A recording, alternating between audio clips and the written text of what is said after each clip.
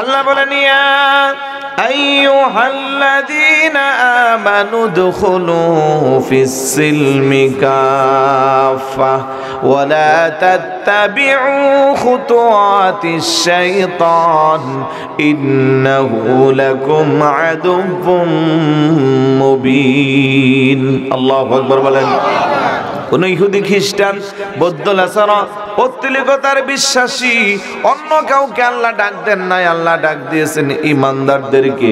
ওহে ঈমানদারেরা, তোমরা যারা ঈমান এনেছো উদখুলু ফিস-সিলমি কাফা, পরিপূর্ণভাবে তোমরা ইসলামের মধ্যে প্রবেশ করো। ওয়ালা তাত্তাবিউ খুতুওয়াতিশ শাইতান, শয়তানের পথ অনুসরণ করিও না। ইন্নাহু লাকুম আদুউম মুবিন, শয়তান হলো তোমাদের সুস্পষ্ট শত্রু। কথা বলেন ঠিক কিনা? আমরা কি আল্লাহকে খুশি করব না শয়তানকে? পিছনের বাইরা জবান খুলে বলুন কাকে? আল্লাহকে যদি খুশি করতে হয় আল্লাহর আদেশটুকুন মানা দরকার আছে না নাই? রাসূলুল্লাহর জীবন চরিত্র মানা দরকার আছে না নাই? আল্লাহ বলেন মা আতাকুমুর রাসূলু ফাখুযুহু ওয়া মা নাহাকুম আনহু ফান্তাহু ওয়াত্তাকুল্লাহ ইন্নাল্লাহা শাদীদুল ইকাব। আল্লাহু আকবার বলেন। আমার রাসূল জানেছে তা তোমরা আঁকড়ে ধরো, যা নিষেধ করেছে তা তোমরা বর্জন করো। আজকের মুসলমানের এই অধপতনের কারণ হইল রাসূলুল্লাহর আনিত বিধানকে আমরা মানতে পারি না। কথা বলেন ঠিক কিনা? আল্লাহর কোরআন যেভাবে আমাদেরকে জীবন চলার জন্য রাস্তা বাতিয়ে দিয়েছে আমরা সেই পথে থাকতে পারি না। কেউ আবার শুধু কোরআনের কথা বলে রাসূলুল্লাহকে মানে না, আবার কেউ আছে রাসূলুল্লাহকে মানে কোরআনের যথার্থ মর্যাদা দেয় না। দুইটার সমন্বয় হতে হবে। সবচেয়ে বেশি ভালোবাসতে হবে আমার নবীকে। কথা বলেন ঠিক কিনা? নামাজ আছে, রোজা আছে, হজ আছে, যাকাত আছে, তাসবিহ তাহলিল জিকির আজকার আবা কাবা জুব্বা, মুখে কোরআন তেলাওয়াত, হাতে তাসবিহ সব আছে, নবীর মুহাব্বত নাই, তাকে ঈমানদার বলার কোনো সুযোগ? আরেকটু জোরে বলুন, কোনো সুযোগ? আমার নবী কো আলা লা ঈমানা লিমান লা মুহাব্বাতা লাহু। শুক্রবারে জুমার সানে খুতবায় খতিব সাহেব বক্তব্য দেন, ওইখানে হাদিসটা তেলাওয়াত করেন, আলা লা ঈমানা লিমান লা মুহাব্বাতা লাহু, যার মধ্যে আমি নবীর মুহাব্বত নাই তার ঈমান নাই। কথা বলেন ঠিক কি না? শুধু তাই না, আমার নবী কলা ইউমিনু আহাদুকুম হাত্তা আকুনা আহাব্বা ইলাইহি মিন ওয়ালিদিহি ওয়া ওয়ালাদিহি ওয়ান নাসি আজমাইন, ততক্ষণ পর্যন্ত কেউ ঈমানদার হতে পারবে না যতক্ষণ না আমি নবী তার কাছে তার সন্তান এমনকি গোটা পৃথিবীর সমস্ত মানুষ, এমনকি লা ইউমিনু আহাদুকুম হাত্তা আকুনা আহাব্বা ইলাইহি মিন ওয়ালিদিহি ওয়া ওয়ালাদিহি, তার বাবা মা ওয়ান নাসি আজমাইন, গোটা পৃথিবীর সমস্ত মানুষের চেয়ে আমি রাসূলুল্লাহ না বেশি মহব্বতের হইব। বড় করে বলি সুবহানাল্লাহ। সবচেয়ে বেশি ভালোবাসতে হবে কাকে? আরেকটু জোরে বলুন, আল্লাহর পরে সবচেয়ে বেশি কাকে ভালোবাসতে হবে? আল্লাহর রাসূলকে। কোনো সন্দেহ আছে? সেই রাসূলের সম্মান আলোচনা করার জন্য আমার প্রিয় ব্যক্তিত্ব নবীনগর পাইলট উচ্চ বিদ্যালয়ের যদিও ইংলিশ ডিপার্টমেন্টের, কিন্তু বর্তমানে স্যার আছেন সহকারী প্রধান শিক্ষক। আলহামদুলিল্লাহ বলবেন না? আমাকে বলছেন শানে রিসালাত নিয়ে কথা বলবেন। শানে রিসালাত মানে রাসূলুল্লাহর শান, কম না বেশি? পিছনের বাইরে একটু আওয়াজ দিতে হবে, কম না বেশি? আপনাদের কি শরীরের এনার্জি কমে গেছে? মাঝে মধ্যে মাহফিলে আসেন, একটু জবানটা দিবেন, আওয়াজ বের হয় না। আর আমাদের মতো কন্টিনিউ চিল্লাইতে হইলে কি অবস্থা হইতো আপনাদের? একটু সহযোগিতা করবেন, জবানটা দিবেন। এই জবান দিয়েছে কে? আল্লাহ। তো রাসূলুল্লাহর শান কি আর করব বয়ান। ইমামে আজম আবু হানিফা রহমতুল্লাহি আলাইহি খুব চমৎকার করে আমার রাসূলুল্লাহর শানের উপরে কবিতা লিখছেন, শুনবেন নাকি? এটা জবান খুলে বলুন, শুনবেন? ইনজিলু ঈসা قد أتى بك مخبرا ولنا الكتاب أتى بمدح حلاك لو أن البحار مدادهم والشعب أقلام جعلن لذاك لن يقدر الثقلان يجمع نزره أبدا وما استطاعوا له أدراكه চিৎকার করে বলুন সুবহানাল্লাহ। আরবিতে লিখছে, বুঝেন নাই আলেমরা যারা তারা বুঝবে, আপনারা বুঝেন নাই, তারপরেও মজা লাগছে, কথা কোন ঠিক না? এবার বাংলার কবিতার অনুবাদ কিভাবে কাব্যিক আকারে বলেন।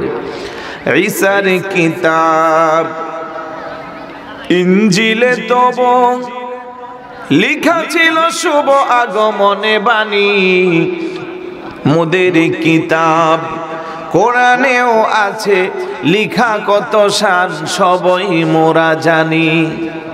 খোদারে কসম সমুদ্রের জল কালি যদি হয় বানানো, তোমারে লাগি যদি গো নবী গাছকে হয় কলম সাজানো। লিখকের লিখনি শেষে হবে তবু শেষে হবে না তোমার শান, কেন না যা করেছেন বয়ান আল্লাহ মহান। সুবহানাল্লাহ বলবেন না? ইমামে আজম আবু হানিফা রাহমাতুল্লাহ আলাইহি কই, ইয়া রাসূলুল্লাহ, আমরা আমাদের চামড়ার মুখ দিয়ে আপনার শান আর কি বর্ণনা করব? ঈসা নবীর ইনজিল কিতাবে আপনার আগমনের বাণী পেয়েছি, আমাদের কিতাব কোরআনে আপনার কত সম্মান পাইছি। সুবহানাল্লাহ বলবেন না? কোরআনে নবীর শান আছে না নাই? আরেকটু জোরে বলুন, আছে না নাই?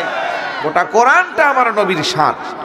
ইয়া রাসূলুল্লাহ, ইয়া হাবিবাল্লাহ, কি করে আপনার সম্মান বর্ণনা করব?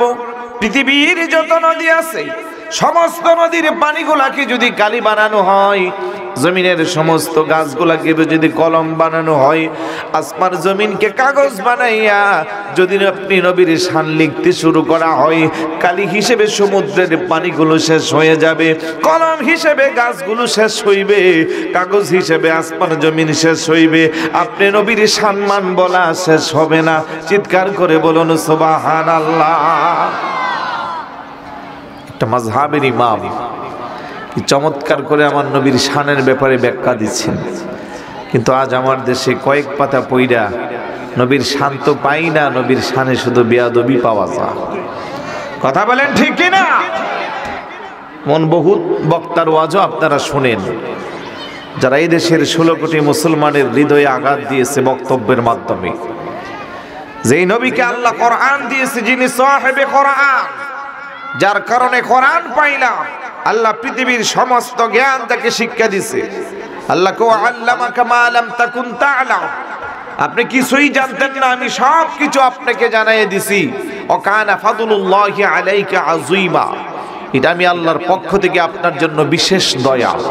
আর ওই নবীর উম্মত আল্লাহ পাক আপনাকে আমাকে বানাইছে, আর সেই নবীর উম্মত দাবি কইরা নবীকে বলি মূর্খ, নবী লিখতে জানে না, পড়তে জানে না। এই জাতির দুর্দশা আসবে না তো কি আসবে?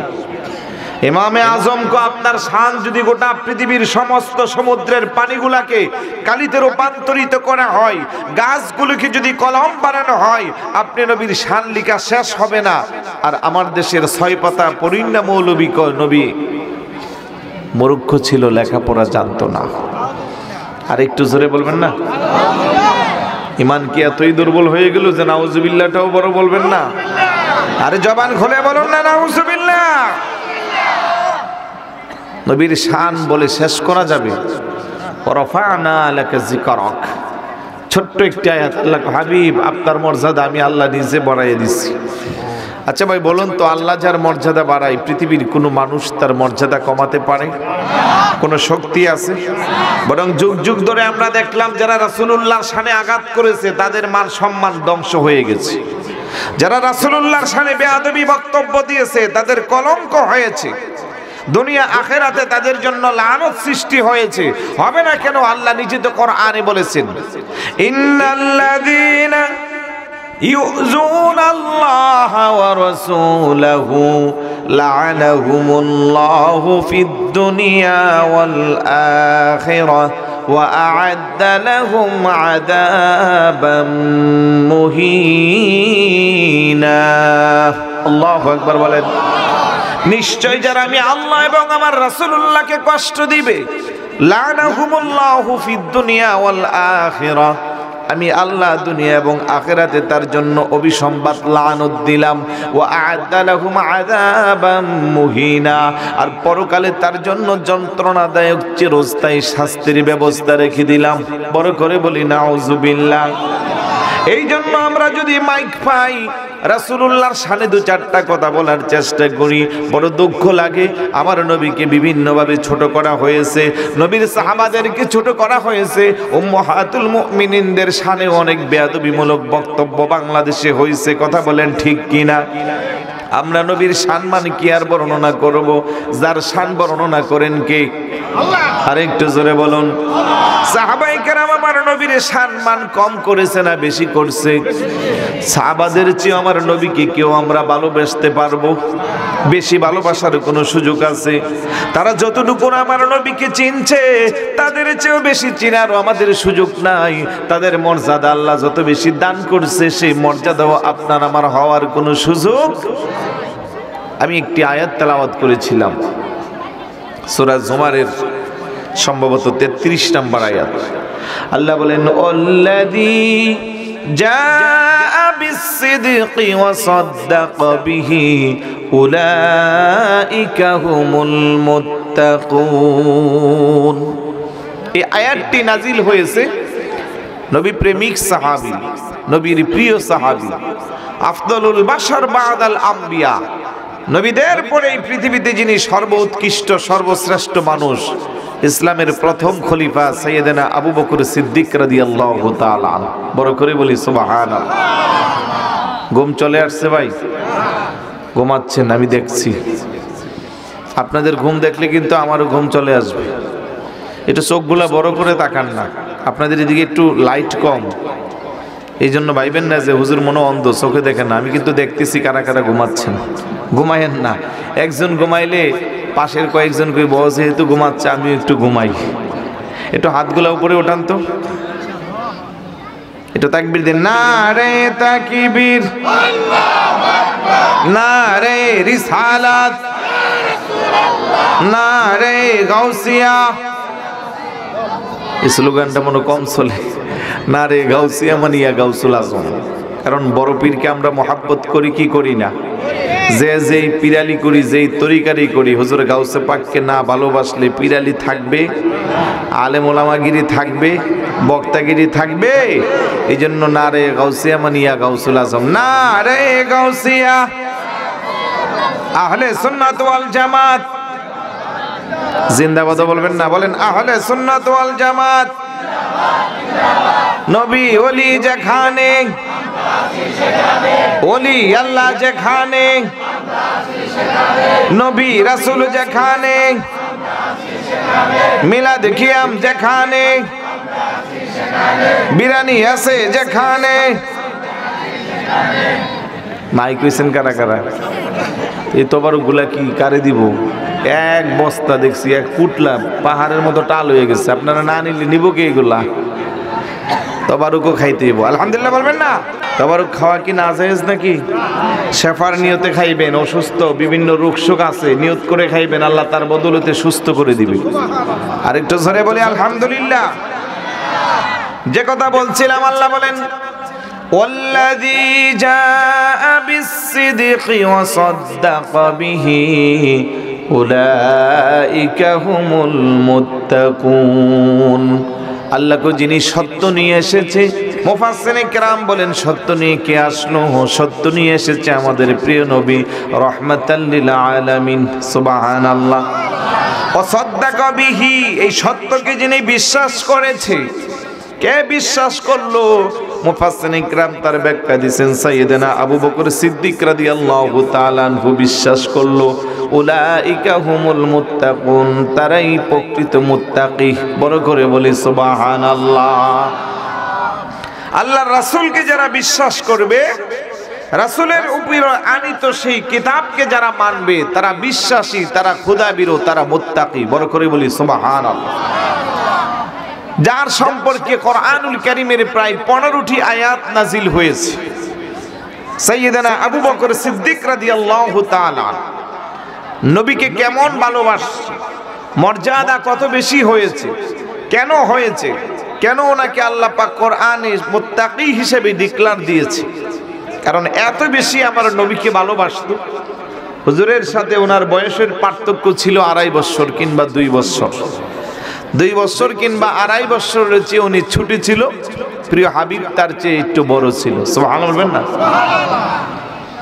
সিরিয়াতে গেল ব্যবসার কাজে, হঠাৎ করে রাতের বেলা ঘুমের ঘরে স্বপ্ন দেখে আসমানের চন্দ্র আর সূর্য দুইটাই আবু বকর সিদ্দিক রাদিয়াল্লাহু তাআলা আনহুর কোলে। সুবহানাল্লাহ বলবেন না? কি স্বপ্ন?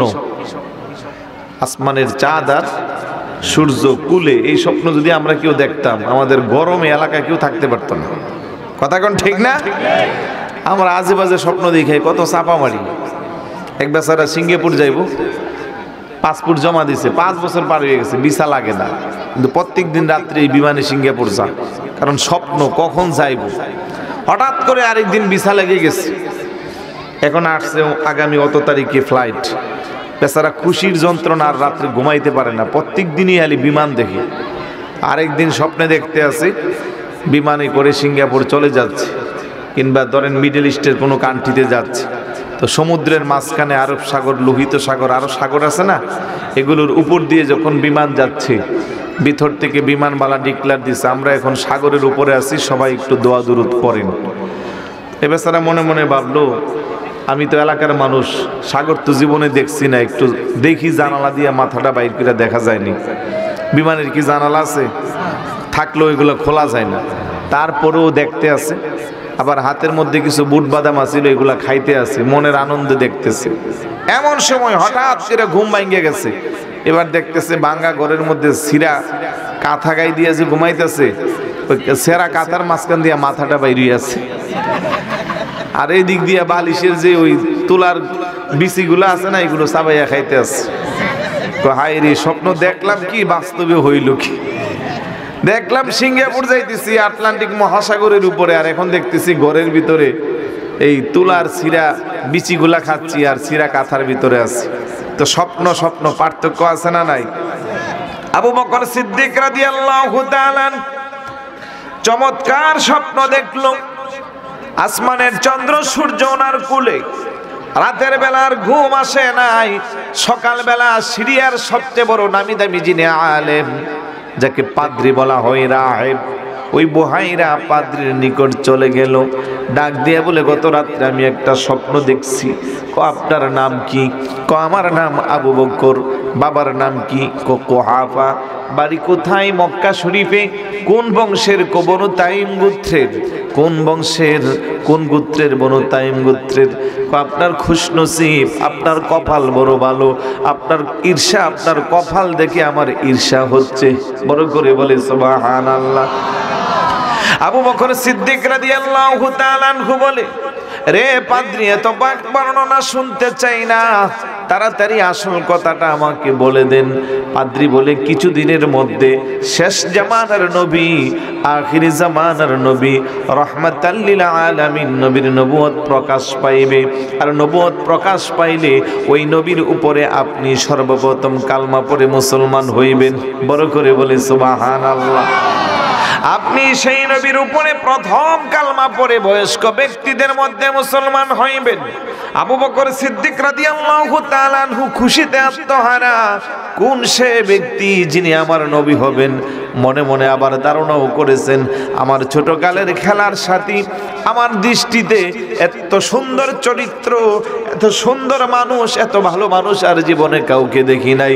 সম্ভবত আমার ছোটকালের বন্ধু, যাকে আমরা আল আমিন শব্দ দিয়া উপাধি ভূষিত করেছিলাম, যিনি ছিল সবার বিশ্বস্ত আমানতদার, উনি ছাড়া আর কেউ হইবে না। বড় করে বলি সুবহানাল্লাহ। আরেক বর্ণনায় আসছে, আবু বকর সিদ্দিক রাদিয়াল্লাহু তাআলা ইয়ামন দেশের ব্যবসার কাজে, ইয়ামন দেশের আজ গোত্রের একজন প্রবীণ আলেম ছিল, যার বয়স মাত্র 390 বছর। সুবহানাল্লাহ বলবেন না? কয় বছর? 390 বছরের প্রবীণ আলেমের কাছে যখন আবু বকর সিদ্দিক রাদিয়াল্লাহু তাআলা আনহু গেল, যেই মাত্র গেল, যাওয়ার পরে উনি খুশিতে আত্মহারা হয়ে লাফ দিয়ে দাঁড়িয়ে গেল। ডাক দিয়া বলে আনতা আবু বকর, আপনি কি আবু বকর? উনি বলে হ্যাঁ। অথচ ইতিপূর্বে কোনোদিন আর কোনো দেখা সাক্ষাৎ নাই, দেখা মাত্রই কো আপনি আবু বকর? বলে হ্যাঁ আমি আবু বকর। কো আপনার বাবার নাম কুহাফা? কো জি আমার বাবার নাম কুহাফা। আপনার বংশ বনি তাইম? বলে জি আমি বনি তাইম গোত্রের। কো আপনার কপাল দেখে আমার বড় ঈর্ষা হচ্ছে, আপনার কপাল দেখে আমার বড় আগ্রহ জাগছে। বলে কেন কেন কেন? কো আপনার বাড়ি তো মক্কা শরীফ। বলে হ্যাঁ। কো সব বর্ণনা ঠিক আছে, আপনার সাথে আমার বর্ণনা মিলে গেছে। আমার বয়স 390 বছর। ইতিপূর্বের ইনজিল, তাওরাত, জাবুর সব আসমানি গ্রন্থগুলো আমি তেলাওয়াত করেছি, পাঠ করেছি। ওই আসমানি গ্রন্থের মধ্যে আমি পেয়েছি আখির জামানার নবী এই পৃথিবীর মধ্যে আগমন করেছে। কিছুদিনের মধ্যে ওনার নবুয়ত প্রকাশ পাইবে।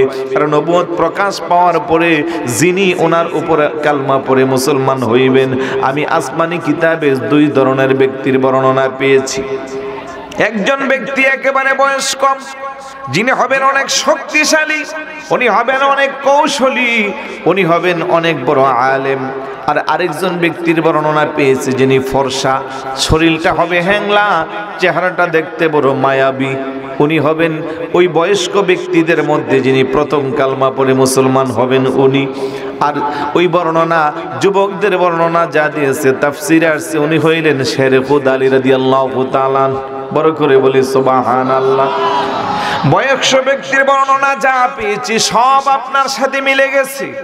আমি আমার হৃদয়ে আপনার চেহারাটাকে বহু আগে এঁকে রেখেছি, আর মনে মনে আন্দাজ করলাম এই চেহারাওয়ালা কোনো ব্যক্তি যদি জীবনে কোনোদিন পাই, তার সহব্বত ছাড়া যাইবে না, সে আখিরি জামানার নবীর প্রথম কালমা পড়নেওয়ালা মুসলমান হইবে।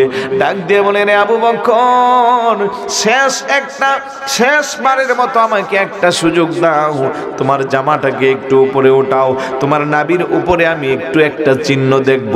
আবু বকর সিদ্দিক রাদিয়াল্লাহু তাআলা আনহু বলে না না না, আগে বলেন কেন আমার জামা উঠাইব? ওই লোকটা বলে আপনার নাভির উপরে একটা চিহ্ন দেখলে আমার সবকিছু মিলে যাইবে, আমি বুঝতে পারবো আপনি আখিরি জামানার নবীর প্রথম উম্মত। বড় করে বলি সুবহানাল্লাহ। আবু বকর সিদ্দিক রাদিয়াল্লাহু তাআলা আস্তে করে জামাটা উঠায়া দিল।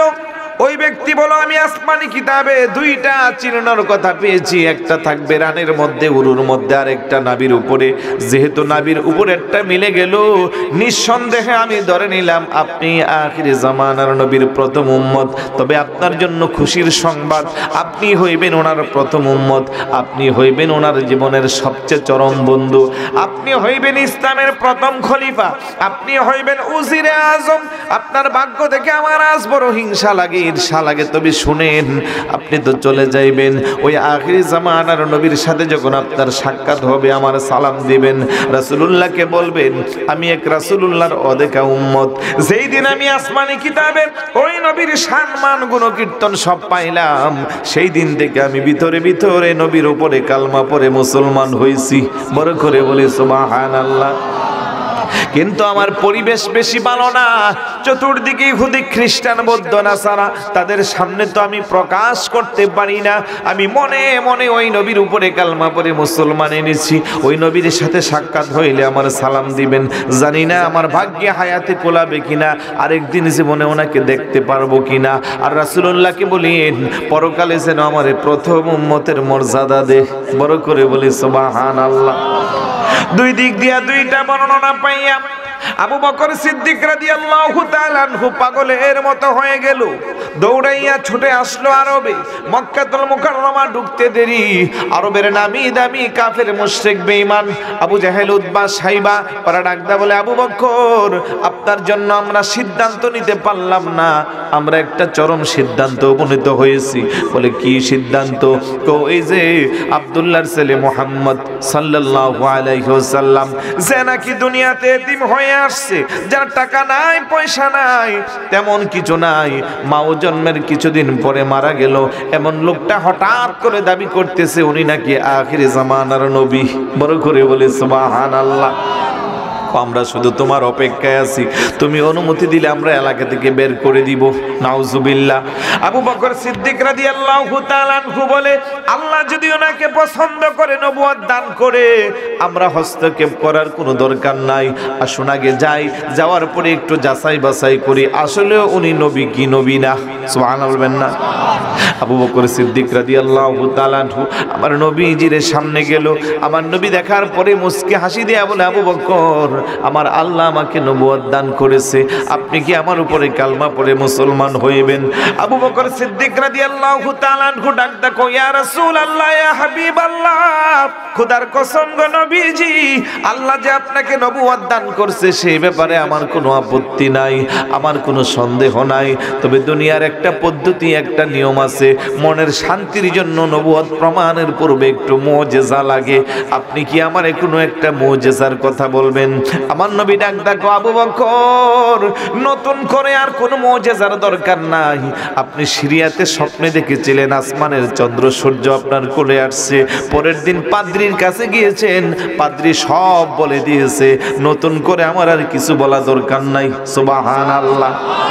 আপনি এমন দেশে গিয়েছেন, আজ গোত্রে 390 বছরের বৃদ্ধ আলেম সব বর্ণনা আপনাকে দিয়ে দিয়েছেন, নতুন করে আবার আমি কেন বর্ণনা দিব? আবু বকর সিদ্দিক একটা চিৎকার দিয়ে কয়, সাদাক্তা ইয়া রাসূলুল্লাহ, আপনি সত্য বলেছেন, আশহাদু আন্নাকা মুহাম্মাদান আবদুহু ওয়া রাসূলুহু, এই মুহূর্তে আমি সাক্ষ্য দিলাম আপনি আল্লাহর প্রেরিত রাসূল। চিৎকার করে বলুন সুবহানাল্লাহ। আবু বকর সিদ্দিক রাদিয়াল্লাহু তাআলা বয়স্ক ব্যক্তিদের মধ্যে যিনি প্রথম আমার নবীর উপরে কালমা পড়ে মুসলমান হয়েছে। কেমন বিশ্বাস করেছে, যাকে দুনিয়া থেকে জান্নাতের সার্টিফিকেট দেওয়া। রাসূল বলেন, আপনারা যদি কোনো জান্নাতি মানুষ দেখতে চান, উনজুর ইলা আবি বকরিন, আমার আবু বকরের দিকে একটু নজর দাও। বড় করে বলি সুবহানাল্লাহ, আর একটু জোরে বলি সুবহানাল্লাহ। আমার আবু বকর আমি জান্নাতি মানুষ হিসেবে ঘোষণা করলাম। আমার নবী ওনাকে উপাধি দিয়েছেন আতিক। কি উপাধি দিয়েছেন? আতিক মানে মুক্ত। ইয়া রাসূলুল্লাহ, মুক্ত কেন বললেন? 7খানা জাহান্নাম থেকে আমার আবু বকর মুক্ত। 7খানা জাহান্নাম কখনো আমার আবু বকর কি স্পর্শ করতে পারবে? আর আল্লাহর পক্ষ থেকে দেওয়া উপাধি হইল সিদ্দিক। নবী উপাধি দিয়েছে আতিক, আর আল্লাহ উপাধি দিয়েছে সিদ্দিক। সিদ্দিক মানে সত্যবাদী। আর মেরাজের ঘটনার পরে উনি হয়ে গেলেন সিদ্দিকে আকবর, সবচেয়ে বড় সত্যবাদী। বড় করে বলি সুবহানাল্লাহ। লম্বা চূড়া বর্ণনা মেরাজের। আসার মাত্র রাসূলুল্লাহ বলতে দেরি, আবু বকর সিদ্দিক রাদিয়াল্লাহু তাআলা এক বাক্যে মেনে নিছে। কোনো ডান বাম তাকান নাই, কোনো করেন নাই যে অল্প সময়ে এতটুকুন কিভাবে সম্ভব। একটা প্রশ্নও তো জাগে, ওনার কোনো প্রশ্নও জাগে নাই, উনি বিনা দ্বিধায় মেনে নিয়েছে। বড় করে বলি সুবহানাল্লাহ। কেমন আমার নবীকে ভালোবাসছে, নবীর মর্যাদা কিভাবে দিয়েছে, নবীর শান কি করে তাদের জীবনে ছিল, জানা দরকার আছে। এটা জোরে বলার না আছে? আপনারা ঘুমাই গেলে হবে না তো, একটু জিকির করি, লা ইলাহা ইল্লাল্লাহ, লা ইলাহা ইল্লাল্লাহু মুহাম্মাদুর রাসূলুল্লাহ সাল্লাল্লাহু তাআলা আলাইহি ওয়াসাল্লাম। সকলে বলি আলহামদুলিল্লাহ, আর একটু জোরে বলি আলহামদুলিল্লাহ। রাসূলুল্লাহর নাম শুনলে আমরা চুমু খাই, খাই না?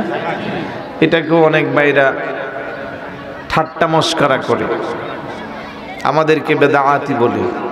অথচ আবু বকর সিদ্দিক রাদিয়াল্লাহু তাআলা আনহুর জীবনের একটি অন্যতম আমল ছিল, রাসূলুল্লাহর নাম শুনলে চুমু খাইতেন। সুবহানাল্লাহ বলবেন না? হযরত বেলাল রাদিয়াল্লাহু তাআলা আনহু যখন আযান দিতেন, যখন আশহাদু আন্না মুহাম্মাদুর রাসূলুল্লাহ আসতো, সাহাবায়ে কেরাম এমন ভাবে আদবের সাথে দাঁড়াইতেন, কাআন্না আলা রুউসিহিমুত তায়র, মনে হয় যেন সাহাবাদের মাথার মধ্যে পাখির বাসা বেঁধেছে। সুবহানাল্লাহ বলবেন না? অর্থাৎ মানুষ যখন নিতর নিস্তব্ধ হয়ে দাঁড়িয়ে থাকে, তখন এটা কি মানুষ না প্রাণহীন বোঝা যায়? একদম গাছের মতো, কোনো নড়াচড়া নাই। আর ঠিক তখনই একটা পাখি এসে মাথায় বসে। এখানে বোঝানো হয়েছে এত আদবের সাথে তারা আমার রাসূলুল্লাহর নাম শুনলে চুমু খাইতো। বড় করে বলি সুবহানাল্লাহ। সলাতে মাসউদি কিতাবের মধ্যে আসছে, মান সামিআ ইসমি ফিল আযান ওয়া ওয়াদা'a ইবহামাইনি আলা আইনাইহি ফাআনা তালিবুহু ফি সুফুফি ওয়া কাঈদুহু ইলাল জান্নাহ। আযানে ইকামতে বা অন্য অবস্থায় যারা রাসূলুল্লাহর নাম শুনবে, তারপরে দুইটা বৃদ্ধ আঙ্গুল চোখে রাখবে, তারপরে মুখের উপরে নিয়ে চুমু খাইবে, রাসূল বলেন কিয়ামতের ময়দানে অসংখ্য অগণিত উম্মতের মাঝ থেকে আমি ওই মুহাব্বতের উম্মতগুলোকে খুঁজে বের করে করে নিয়ে জান্নাতে প্রবেশ করব। আর আমরা চুমু খাইলে আমাদেরকে বেদাতি বলা হয়।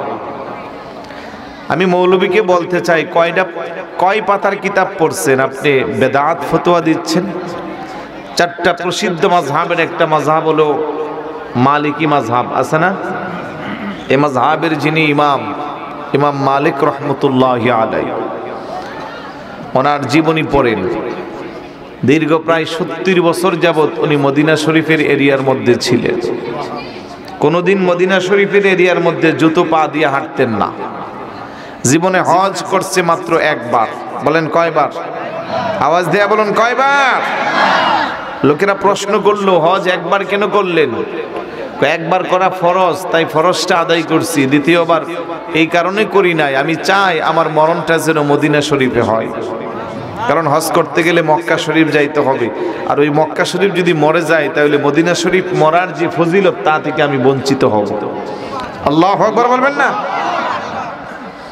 প্রস্রাব পায়খানার হাজত হইলে মদিনা শরীফের এরিয়া বাদ দিয়ে অনেক দূরে দ্রুতগামী দৌড়া নিয়ে চলে যাইত।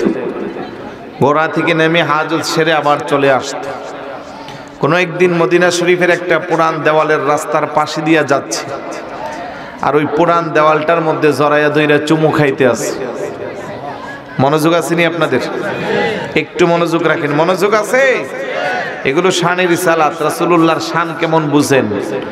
আমরা বুঝি নাই বিদায় রাসূলুল্লাহকে বড় ভাইয়ের মতো সম্বোধন করি। আমরা বুঝি নাই বিদায় অনেকে রাসূলুল্লাহকে বিশ্ব নবী বলি। আরে বিশ্ব নবী বললে তো আপনি রাসূলুল্লাহর শান বাড়ালেন না, শান কমিয়ে দিলেন। বিশ্ব বলতে একটা নির্দিষ্ট এরিয়া আছে, আছে না নাই? গোটা পৃথিবীর আয়তন হলো 25 কোটি বর্গ কিলোমিটার। বাংলাদেশের আয়তন 1,47,570 বর্গ কিলোমিটার। আর বিজ্ঞান বলে গোটা পৃথিবীর আয়তন প্রায় 25 কোটি বর্গ কিলোমিটার। তো রাসূলুল্লাহ কি আল্লাহ শুধু এই 25 কোটি বর্গ কিলোমিটারের জন্য নবী বানাইছে? নাকি নবী কুল কায়নাতের নবী? আসমান জমিন আরশ কুরসি লৌহ কালাম চন্দ্র সূর্য জান্নাত জাহান্নাম যা কিছু আছে সব কিছুর নবী হইলেন আমার নবী। বড় করে বলি সুবহানাল্লাহ। রাসূলুল্লাহ শুধু আপনার মুসলমান আমাদের জন্য নবী না, ইহুদি খ্রিস্টান বৌদ্ধ নাসারা পৌত্তলিকতার বিশ্বাসী সবার নবী। রাসূলুল্লাহ শুধু মানুষের নবী না, রাসূলুল্লাহ সৃষ্টিকুলের 18,000 মাখলুকাত সবার নবী। কথা বলেন ঠিক কি না? আমরা সূরা ফাতিহাতে পড়ি আলহামদুলিল্লাহি রাব্বিল আলামিন। সমস্ত প্রশংসা আল্লাহর, যিনি জগৎ সমূহের রব। আর আল্লাহ কমা আরসালনাকা ইল্লা রাহমাতাল লিল, আমি হইলাম জগৎ সমূহের রব, আর আমার হাবিবকে আমি বানাইলাম জগৎ সমূহের রহমত। আর একটু জোরে বলুন না সুবহানাল্লাহ। যতটুকুন এরিয়ার জন্য আল্লাহ রব, ঠিক ততটুকুন এরিয়ার জন্য আল্লাহর প্রিয় হাবিব রহমত। তো আপনি এই বিশাল বড় কুল কায়নাতের নবীকে বিশ্ব নবী বলে সম্বোধন করে আপনি কি নবীর শান বাড়াইলেন না কমাইলেন? আমাদের নবীনগর থানার এমপির নাম কি? এবাদুল করিম বুলবুল। আপনি যদি বুলবুল সাহেবরে এমপি কইরা ডাক দেন তাহলে মোটামুটি ওনার পজিশন ঠিক আছে। আপনি যদি ওনারে চেয়ারম্যান করে ডাক দেন, শান কমাইলেন না বাড়াইলেন? কমাইলেন না। তো আল্লাহ কো আমি আমার হাবিবুল্লাহকে বানাইলাম রাহমাতাল লিল আলামিন, কুল কায়নাতের নবী, আর বান্দা হইয়া সেই নবীর উম্মত দাবি কইরা আমি কই বিশ্ব নবী। তো শান কমলো না বাড়লো? এই জন্য রাসূলুল্লাহর শান কমাইতে যাইবেন বিপদে পড়বেন। বেশি বলা দরকার নাই, কমও বলা দরকার নাই, আল্লাহ যা মর্যাদা দিয়েছে তাই বলেন না। তা বললেই তো আপনার জীবন শেষ হবে, রাসূলুল্লাহর শান বলা শেষ হবে না। কথা বলেন ঠিক কিনা? ইমাম মালিক রহমতুল্লাহি আলাইহি পুরান দেওয়ালটারে জড়ায়ে ধইরা চুমু খায়। দূর থেকে কিছু আলেম ওলামা দেখে কই মানুষটা তো অনেক বড় আলেম, একটা মাযহাবের ইমাম, এই পুরান দেওয়ালটারে চুমু খাচ্ছে, ব্যাপারটা কি? সামনে যে জিজ্ঞেস করলে আপনি ইমাম মালিক? বলে হ্যাঁ। এই পুরান দেওয়ালরে চুমু দিছেন, রহস্য কি? ও তেমন কোনো রহস্য নাই, এই রাস্তা দিয়ে আমার পেয়ারা রাসূল অনেকবার হেঁটে গেছে, তাই আমার মন বলছে যে একবার না একবার এদিক দিয়ে যাওয়ার সময় হুজুরের জিসিম মুবারক তথা শরীর মুবারকের সাথে দেওয়ালের একটা গ্যাসা লাগছে, এই কারণে দেওয়ালটা দাবি হয়ে গেছে, তাই আমি তো আর রাসূলুল্লাহকে পাচ্ছি না, দেওয়ালটারে ধরে চুমু খাচ্ছি। আর একটু জোরে বলুন না সুবহানাল্লাহ। আলেমগুলো বলতে আছে আপনার কি মাথা নষ্ট হইছে? দেওয়ালের পাশ দিয়ে হেঁটে গেলেই কি দেওয়ালে মানুষের শরীর লাগে? ইমাম মালিক রহমতুল্লাহ আলাইহি ভাই ঠিক আছে, আপনাদের কথা মানলাম, হুজুরের জিসিম মুবারক দেওয়ালের সাথে লাগে নাই, তবে আমার মন বলছে রাসূলুল্লাহ সব সময় ঢিলাঢালা পোশাক পরতেন, হুজুরের চাদর মুবারক পরতেন ঢিলাঢালা, জুব্বা আবাকাবা পরতেন ঢিলাঢালা, তাইলে যেহেতু এই রাস্তা দিয়ে একাধিকবার হেঁটে গেছে, শরীর নাই লাগতে পারে, আপনাদের কথাই মানলাম, তবে আমার মন বলছে একবার না একবার হুজুরের জামা, চাদর কিংবা কুর্তা দেওয়ালের সাথে লাগছে। আল্লাহু আকবার বলবেন না? কত বড় আশিক, কত বড় আমার রাসূলকে সম্মান দেয়, এই কারণে আমি দেওয়ালটারে চুমু দিচ্ছি। এই লোকগুলাকে আপনার কথা তো মানতে পারি না। বলে কেন? কেমন হইতে পারে? রাসূলুল্লাহ যাওয়ার সময় দেওয়ালের অনেক দূর দিয়ে গেছে, অনেক দূর দিয়ে গেলে চাদর গিয়ে কিভাবে দেওয়ালের মধ্যে লাগবে? ইমাম মালিক রহমতুল্লাহ আলাইহি বুঝতে পারছে এগুলো গুস্তাখে রাসূল, এগুলো রাসূলুল্লাহর শান মানতে পারে না, এগুলো বেয়াদব। কথা বলেন, এগুলো কি বেয়াদব, এগুলো শয়তান। শয়তানের যুক্তি কম না বেশি? উনি কয় আচ্ছা ঠিক আছে, ধরে নিলাম আপনাদের কথা, জামা মুবারক কিংবা চাদর মুবারক দেওয়ালের সাথে লাগে নাই, তবে আমার মন বলছে রাসূলুল্লাহ যেহেতু এই রাস্তা দিয়ে হেঁটে গেছে, একবার না একবার হুজুরের গায়ের বাতাসটা যায় দেওয়ালের মধ্যে লাগছে। আল্লাহু আকবার বলেন না? ওই লোকগুলা কয় এমনও তো হইতে পারে যাওয়ার সময় বাতাসটা দেওয়ালের দিকে না দিয়া উল্টা দিকে গেছে। এগুলো কি মুরব্বী বাবা ঠিক বলছেন? এগুলো কি শয়তান? এগুলো আছে না নাই? আমরা রাসূলুল্লাহর শান নিয়ে কথা বললে শুধু যুক্তি দ্বারা করে আমাদের সামনে, শয়তান তখনও ছিল, এখনো আছে। ইমাম মালিক রহমতুল্লাহি আলাইহি বলেন, রে ভাই তোদের কথা মেনে নিলাম, রাসূলুল্লাহ যাওয়ার সময় হুজুরের শরীরের বাতাস মুবারকটা দেওয়ালে লাগে নাই, ওপর দিকে লাগছে, বুঝতে পেরেছি তোদের মধ্যে আমার নবীর মুহাব্বত নাই, তোদের মধ্যে আছে শুধু যুক্তি আর তর্ক।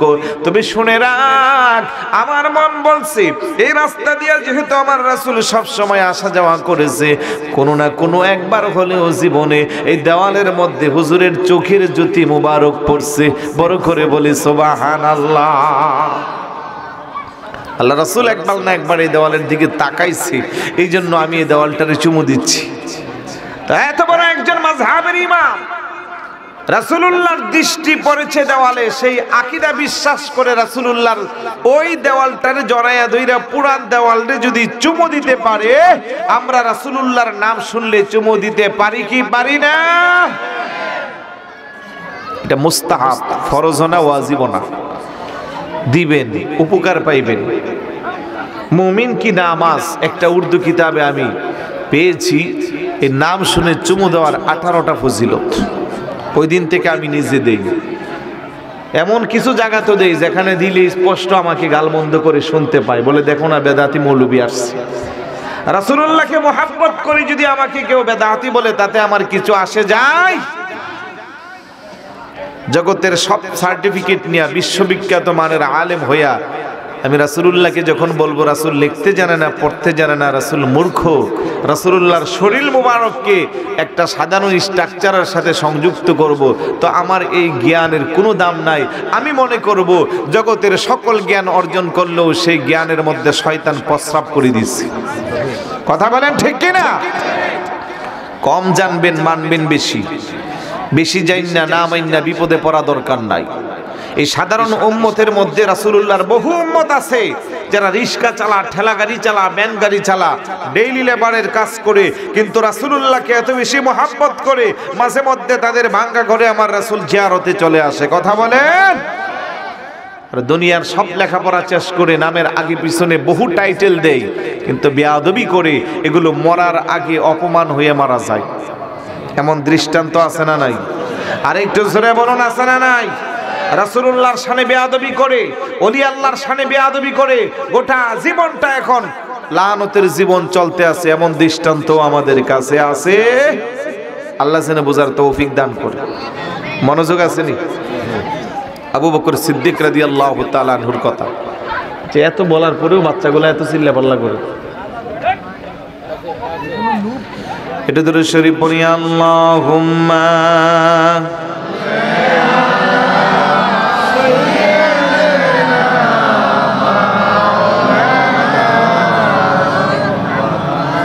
ওয়া আলা আলি সাইয়্যিদিনা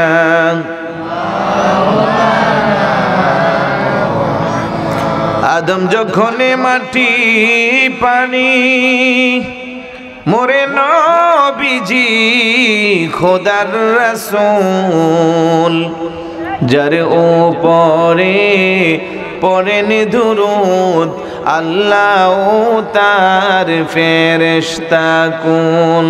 আল্লাহুম্মা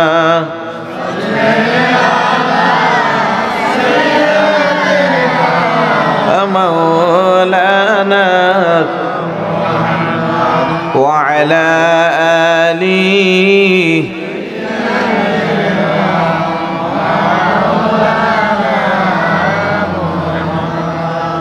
বলতেছিলাম আবু বকর সিদ্দিক রাদিয়াল্লাহু তাআলা কত বেশি আমার নবীকে ভালোবাসতেন। প্রথম মুসলমান, এখনো মুসলমানের সংখ্যা 40-এর কোঠায় পৌঁছা নাই। গোপনে গোপনে কালেমার দাওয়াত চলে। আবু বকর সিদ্দিক রাদিয়াল্লাহু তাআলা আনহু বলে, ইয়া রাসূলুল্লাহ, ইয়া হাবিবাল্লাহ, আমরা তো সত্যের পথে আছি, হকের পথে আছি। আমাদের নবী সত্য, আমাদের কোরআন সত্য, আমাদের আল্লাহ সত্য, আমাদের ধর্ম সত্য, আমরাও আছি সত্যের উপরে। তাহলে কেন গো নবীজি এইভাবে গোপনে গোপনে কালেমার দাওয়াত দিব? আর যারা মূর্তির পূজা করে, নিজের বানানো দেবদেবীর পূজা করে, তারা প্রকাশ্যে সিনা টান দিয়া জমিনে বসবাস করবে, আমরা লুকাইয়া লুকাইয়া থাকবো, এটা হইতে পারে না। ইয়া রাসূলুল্লাহ, ইয়া হাবিবাল্লাহ, আপনি অনুমতি দেন, আমি আবু বকর কালেমার দাওয়াত আজকে প্রকাশ্যে খানায়ে কাবার সামনে যাইয়া দিব। বড় করে বলি সুবহানাল্লাহ। আবার নবী আবু বকর, আমরা তো সংখ্যায় কম, এখনো 40 জনের মতো আমাদের সংখ্যা হয় নাই, একটু ধৈর্য ধরেন, সময় হলে আমি বলবো না। আবু বকর সিদ্দিক রাদিয়াল্লাহু তাআলা আনহু কো, ইয়া রাসূলুল্লাহ, ইয়া হাবিবাল্লাহ, বেয়াদবি মাফ করবেন, বাধা দিবেন না গো নবীজি, যা হবার তা হবে। আমার নবী কো, তারা আপনার উপরে আক্রমণ করবে। আবু বকর সিদ্দিক কো, তারা যদি মেরে ফেলে তাতে কোনো সমস্যা নাই, প্রকাশ্যে যদি কালেমার দাওয়াত দিয়ে আমি মরেও যাই, তাও আমার আত্মাটা শান্তি পাইবে, পৃথিবীর মানুষ বুঝবে আবু বকর হকের পক্ষে কথা বলতে যাইয়া জীবন দিয়েছে। বড় করে বলি সুবহানাল্লাহ। শেষ পর্যন্ত আমার নবী রাজি হয়ে গেল। ইসলামের ইতিহাসের প্রথম কালেমার দাওয়াত প্রকাশ্যে। মনোযোগ আছে? সংক্ষিপ্ত করে বলবো মূল কথাগুলো। খানায়ে কাবার সামনে কিছু সংখ্যক সাহাবা নিয়া আবু বকর সিদ্দিক রাদিয়াল্লাহু তাআলা আনহু প্রকাশ্যে কালেমার দাওয়াত দিল। ডাক দিয়া বলল, রে কুরাইশরা, তোমরা আমার বংশের, আমার গোত্রের, আমি তোমাদেরই মাঝে বসবাস করি, তোমাদেরই একজন আমি। তবে যুগ যুগ ধরে তোমরা যে ভুলের মধ্যে আছো, কেউ করে চন্দ্রের পূজা, কেউ সূর্যের পূজা, কেউ নিজের বানানো দেব দেবী কিংবা মূর্তির পূজা করো। এটা কোনোদিন হইতে পারে না। মানুষ হয়ে কেমন করে আরেকটা মানুষের পূজা করে, এটা মানতে পারি না। নিজ হাতে দেব দেবী বানাইয়া তার পূজা করো, যে তোমাদের কোনো কল্যাণ করতে পারে না। আজ থেকে সব কিছু বাদ দিয়া তোমরা আমি যার উপরে কালমা পড়ে ঈমান এনেছি, মুসলমান হয়েছি, ওই নবীর উপরে কালমা পড়ে সবাই মুসলমান হয়ে যাও। চিৎকার করে বলুন সুবহানাল্লাহ। মুহূর্তের মধ্যে বক্তব্যের নিউজ আরবের নামি দামি বিখ্যাত কাফের মুশরিক নেতা যারা, তাদের কাছে পৌঁছে গেল। সবাই চিন্তা পড়ে গেল, কুহাফার ছেলে আবু বকর এত ভদ্র, এত নম্র, এত ভালো মানুষ ছিল, হঠাৎ করে কি সে পাগল হয়ে গেল নাকি? সে আমাদের যুগ যুগ ধরে আমরা যাদের ইবাদত বন্দিগি করি, নাউজুবিল্লাহ বলবেন না, তার বিরুদ্ধে এসে বক্তব্য দিল। সুতরাং তাকে সহজে ছাড় দেওয়া যাবে না। যার যেই অস্ত্র আছে, লাঠি সোঁটা নিয়ে চলো সবাই তাকে প্রতিহত করি। অল্প থেকে দমন না করলে ভবিষ্যতে আর দমন করা যাবে। এটা কাফেরদের সিদ্ধান্ত। মুহূর্তের মধ্যে চতুর্দিক থেকে ইট পাটকেল লাঠি সোঁটা তরবারি নিয়ে সবাই হাজির হয়ে গেল। কি অপরাধে আবু বকরকে আজকে তারা মারছে? যে আবু বকর 38 বছর বয়সে জীবনে কোনোদিন কারো সাথে তর্ক হন নাই, জীবনে কোনোদিন কেউ একটা গালিও দিতে পারে নাই, জীবনে কোনোদিন কেউ ওনার সাথে মুখে তর্ক করতে পারে নাই। আজকে সেই আবু বকরের উপরে তারা প্রতিশোধ নিচ্ছে একটাই কারণ, আবু বকর কালেমার পক্ষে কথা বলে। আল্লাহু আকবার বলেন। একটাই সবার উদ্দেশ্য, আজকে কুহাফার ছেলে আবু বকরকে প্রতিহত করব। যেইভাবে পারো না কেন তাকে তোমরা রক্তাক্ত করে জমিন থেকে সরিয়ে দাও। নেতারা হুকুম দিয়ে দিল। চতুর্দিক থেকে এসে সৈন্যরা ইট পাটকেল মারতে লাগলো। কেউ তীর মারে, কেউ ভলম মারে, কেউ পাথরের আঘাত করে। একটাই উদ্দেশ্য, আবু বকর সিদ্দিক রাদিয়াল্লাহু তাআলা ঢুকে আজকে জমিন থেকে সরিয়ে দিবে। নবী প্রেমিক সাহাবী আবু বকর সিদ্দিক রাদিয়াল্লাহু তাআলা আনহু বলে, রে আমার জাতি ভাইয়েরা, আমার গোষ্ঠীর ভাইয়েরা, আমার এলাকার ভাইয়েরা, আমি কিন্তু তোমাদের সাথে কোনো ঝগড়া ফাসাদ করি নাই। টাকা পয়সা দেন দৌলত, দীর্ঘদিন ব্যবসা বাণিজ্য করেছি, কোনো দূর সম্পর্ক তোমাদের সাথে নাই। একটা কারণে আজকে তোমরা আমাকে মারতে আসছো। তবে শুনে রেখো, এই কারণে যদি আবু বকরের জীবন চলে যায়, আবু বকর তারপরেও নবীর মুহাব্বত ছাড়বে না। চিৎকার করে বলুন সুবহানাল্লাহ। চতুর্দিক থেকে পাথরের আঘাত, তীর বল্লম পরে সমস্ত শরীরটা রক্তে রঞ্জিত হয়ে গেল। মুহূর্তের মধ্যে আবু বকর সিদ্দিক রাদিয়াল্লাহু তাআলা আনহু জমিনের মধ্যে লুটাইয়া পড়ল। অন্যান্য সঙ্গী সাথী যারা যার যার মতো করে নিজেকে রক্ষা করলো, কেউ নাই। খানায় কাবার সামনে এখন একজন মাত্র ব্যক্তি রক্তাক্ত অবস্থায় জমিনটা লালে লাল হয়ে পড়ে আছে। বংশের লোকদের কাছে খবর গেল, সবাই চিন্তা করলো আমাদের আবু বকরের মতো তো ভালো ছেলেটারে আজকে আরববাসীরা কেন মারলো? যদিও তারা এখনো কালমা পড়েন নাই, বংশের একটা টান আছে না নাই? আরেকটু জোরে বলুন। বংশীয় প্রতিশোধ নেওয়ার জন্য সবার একটাই কথা, আমাদের আবু বকরের কিছু হইলে আজকে কাউকে ছাড় দিব না। কেন রে আমাদের আবু বকরকে সবাই এইভাবে মারলো? সবাই দৌড়াইয়া লাঠি সোঁটা নিয়ে জড়া হলো।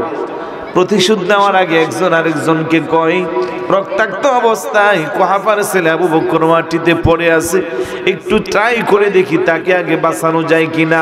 লোকটা যদি বেঁচে তাকে প্রতিশোধ নেওয়া যাবে। দুই একজন কাছে যাইয়া কয়, এখনো দম আছে, শ্বাস প্রশ্বাস জারি, তবে হুঁশ নাই। কারণ রক্ত শূন্য হইলে মানুষ হুঁশ থাকে না। কথা বলেন ঠিক কিনা? বংশের লোকেরা বলে আগে একটু আবু বকরকে চিকিৎসা দেওয়া দরকার, দেখি আগে আবু বকর তাকায় কিনা। শত শত মানুষ চতুর্দিক দিয়ে বেষ্টনী দিয়া ডাকতে, আবু বকর একটিবার আমাদের দিকে তাকাও, জবান দিয়া একটা কথা বলো। আবু বকর সিদ্দিক রাদিয়াল্লাহু তাআলা আনহু তাকায় না, কথাও বলে না। তারা মাথার মধ্যে একটু একটু করে নাড়া দেয়। দীর্ঘ সময় পরে আবু বকর সিদ্দিক রাদিয়াল্লাহু তাআলা আনহু একটু করে চক্ষু দুইটা খুলল। বংশের লোকেরা খুশিতে আত্মহারা, আমাদের আবু বকর মারা যায় নাই, এখনো বেঁচে আছে। একবার ডান দিকে তাকাই, আরেকবার বাম দিকে তাকাই, সামনের দিকে একবার তাকাই, পিছনের দিকে একবার তাকাই। লোকেরা সবাই খুশি, সবার দিকে আবু বকরের নজর গেছে। সবাই ডাক ডাকো, আবু বকর জবান দিয়ে অন্তত দুই একটা কথা বলো। আবু বকর সিদ্দিক রাদিয়াল্লাহু তাআলা আনহু বলে, আরে আমার বংশের লোকেরা, ডানে তাকাইলাম এত মানুষ দেখলাম, বামে তাকাইলাম এত মানুষ দেখলাম, সামনে তাকাইলাম এত মানুষ দেখলাম, পিছনে তাকাইলাম এত মানুষ দেখলাম, এত হাজার হাজার মানুষ দেখলাম, কিন্তু আমি আবু বকর তো আমার কামলেওয়ালা নবীকে দেখলাম না। আল্লাহু আকবার বলে। বংশের লোকেরা কইছে, এই নবীর জন্য এত মাইর খাইলা, রক্ত শূন্য অবস্থায় খানা একা আবার পাশে পড়ে রইলা, এখনো সেই নবীকে তুমি ভুলো নাই, এখনো তুমি নবীর নাম ছাড়তে পারলা না। আমরা এসেছিলাম তোমার প্রতিশোধ নিতে, কিন্তু এখন আর আমরা তোমার প্রতিশোধ নিব না। বড় করে বলি নাউজুবিল্লাহ। সবাই যার যার মতো করে চলে গেল। একটাই অপরাধ, আবু বকর আমার নবীর নামটা বলতে পারলো না। আল্লাহু আকবার বলেন। শেষ পর্যন্ত সবাই চলে গেল, সন্ধ্যা ঘনিয়ে আসলো, কেউ নাই। বৃদ্ধ একটা মহিলা এসে মাতার পাশে হাত বোলাই। পৃথিবীর কেউ যখন আপনার পাশে থাকবে না, একটা মানুষ আপনাকে ছাড়বে না। বলেন উনি কে? আরেকটু জোরে বলুন। মা, জনম দরদি মা চলে আসছে, ডাক দিয়া বলে, রে আবু বকর, একটু করে জবানটা খুল, তোর জবানে মা একটু তৃষ্ণা নিবারণের জন্য পানি দেই। আবু বকর সিদ্দিক কথা বলে না, কথা বলার শক্তি নাই। শেষ পর্যন্ত একটু করে জবানটা খুললো। মা ডাকদা বলে, আবু বকর একটু করে জবানটা খুললো, একটু পানি দেই। বাবা লক্ষ্মী শোনা, একটা কথা বলো। আবু বকর সিদ্দিক রাদিয়াল্লাহু তাআলা ডাকদা বলে, মা, ও আমার জনম দরদি মা, খোদার কসম গো মা, যতক্ষণ না আমি আমার দুই চক্ষু দিয়া পেয়ারা রাসূলের নূরানি চেহারা মুবারক না দেখব, ততক্ষণ আমি আবু বকর আমার মুখের মধ্যে দুনিয়ার কোনো খাবার দিব না। আল্লাহু আকবার বলেন না। মা সন্তানের পাশে চোখের পানি ছেড়ে ছেড়ে কান্না করে ডাকদা বলে, তোমার নবী কোথায়, আমি কেমনে খবর দিব? কারণ তখনও মা কালমা পড়ে মুসলমান হন নাই।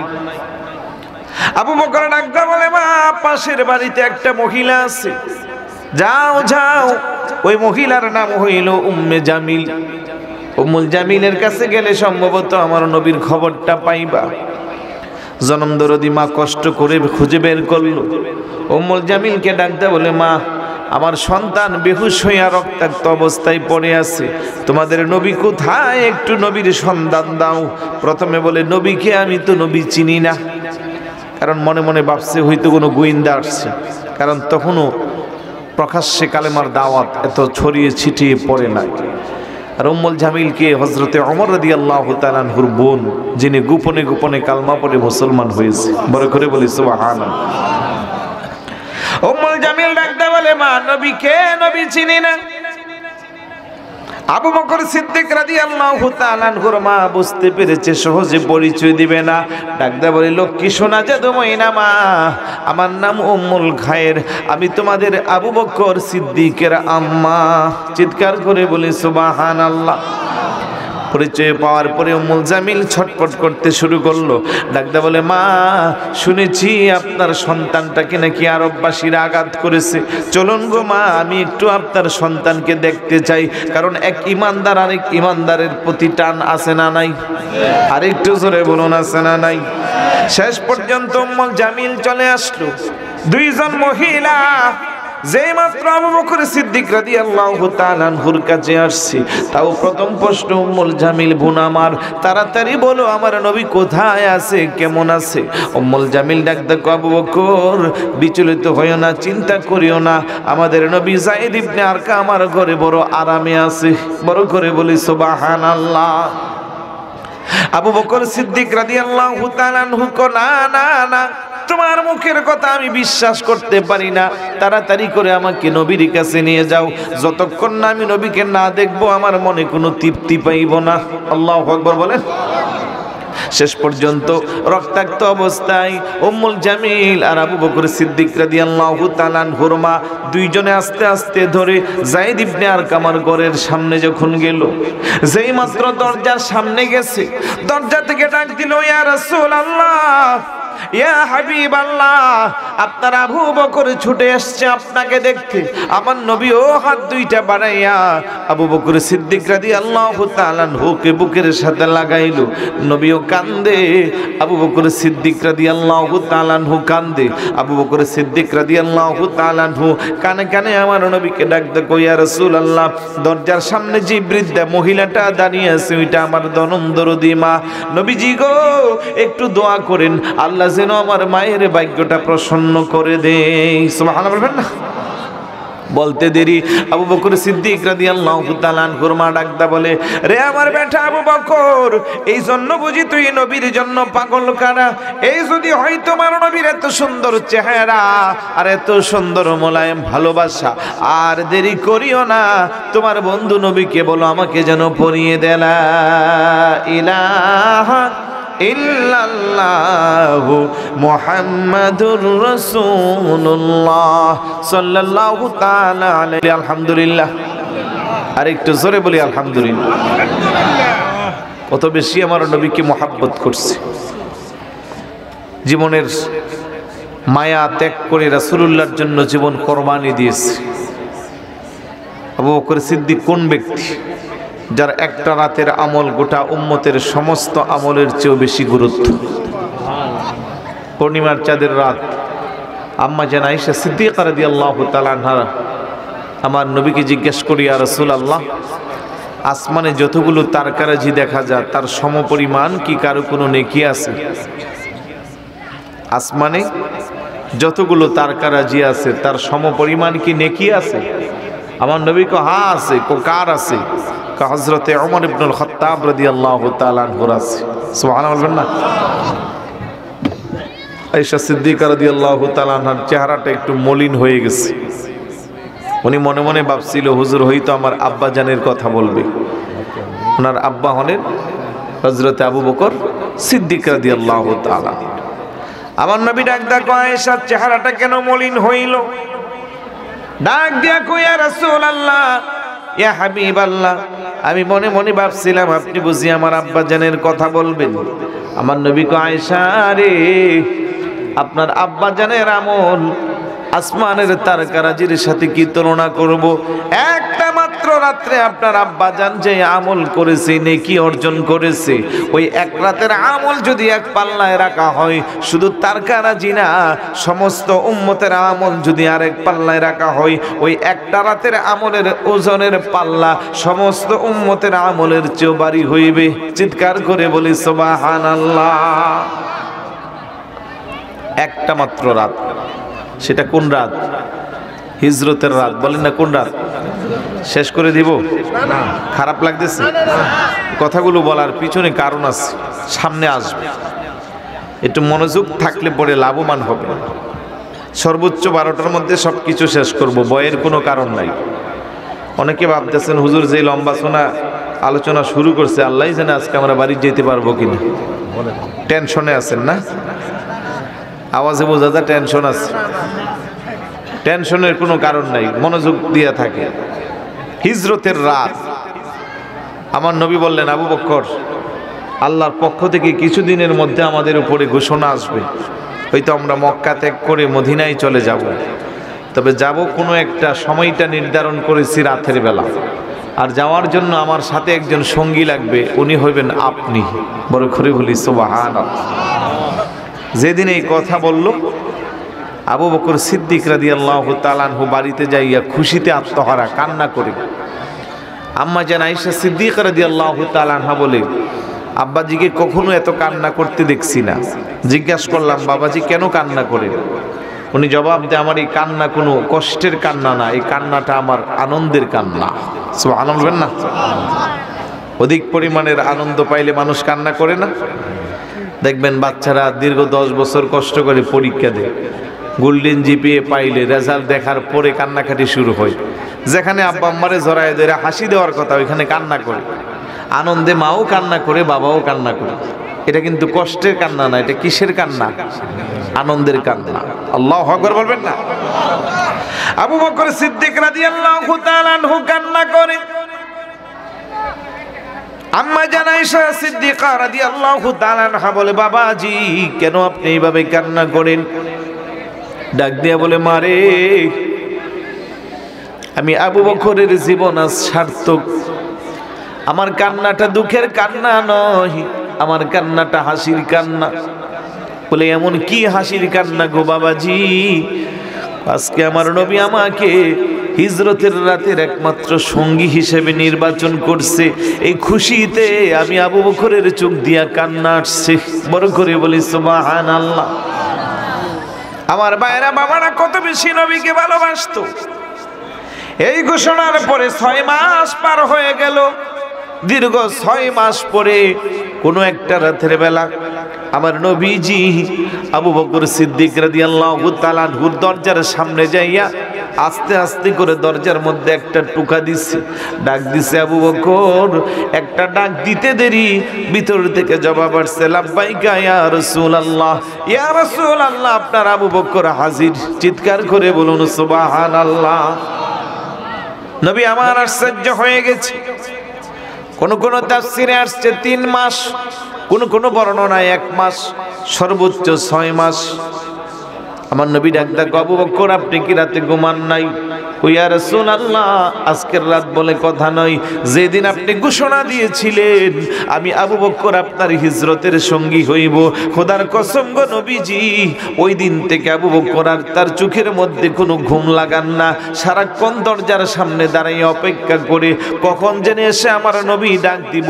একটা ডাকের বেশি 2টা ডাক যদি দিতে হয় আমার নবীর কষ্ট হইবে। এই কারণে আবু বকর সারাটা রাত দরজার পাশে দাঁড়াইয়া দাঁড়াইয়া আপনার ডাকের অপেক্ষা করে। আল্লাহু আকবার বলেন। আমার নবী আশ্চর্য হয়ে গেল। আমার নবীকে দেরি করা যাবে না, চলুন আমরা বের হয়ে যাই। আল্লাহর হুকুম হয়েছে, কারণ আল্লাহ বলেন, ইল্লা তানসুরুহু ফাকাদ নাসারাহুল্লাহ إذا أخرجه الذين كفروا ثاني اثنين إذ هما في الغار إذ يقول لصاحبه لا تحزن إن الله معنا الله أكبر বলেন إلا تنصروه فقد نصره الله। ইয়া রাসূলুল্লাহ, তারা যদি আপনাকে সাহায্য না করে, মক্কার লোকেরা, আপনি বিচলিত হবেন না। ফাকাদ নাসারাহুল্লাহ, আমি আল্লাহ আপনাকে সাহায্য করব। সুবহানাল্লাহ। ইজ আখরাজাহুল্লাযীনা কাফারু, যখন আপনি কাফেরদের অত্যাচারে, তাদের নির্যাতনে, তাদের কষ্টে সহ্য করতে পারবেন না, তখন আমি আল্লাহই আপনাকে এখান থেকে বের করে অন্য স্থানে নিয়ে যাইব। হিজরতের রাতে রওনা দিল। যে পাহাড়ের উপরে ওনারা অবস্থান করলো, ইজহুমা ফিল গার, কোরআনে যাকে গার বলে আখ্যায়িত করা হয়েছে, যাকে বলা হয় গারে সুর। মক্কা শরীফ থেকে প্রায় 11 মাইল, 11 কিলোমিটার উপরের, প্রায় 500 ফিটের মতো উপরে। কোন কোন বর্ণনায় আসছে 6 মাইল, কিলোমিটারের বর্ণনায় আসছে 11 কিলোমিটার। এত বেশি পাহাড়টা উঁচা ছিল, টুপি মাথায় দিয়া তাকাইলে টুপিটা নিচের দিকে পড়ে যাইতো।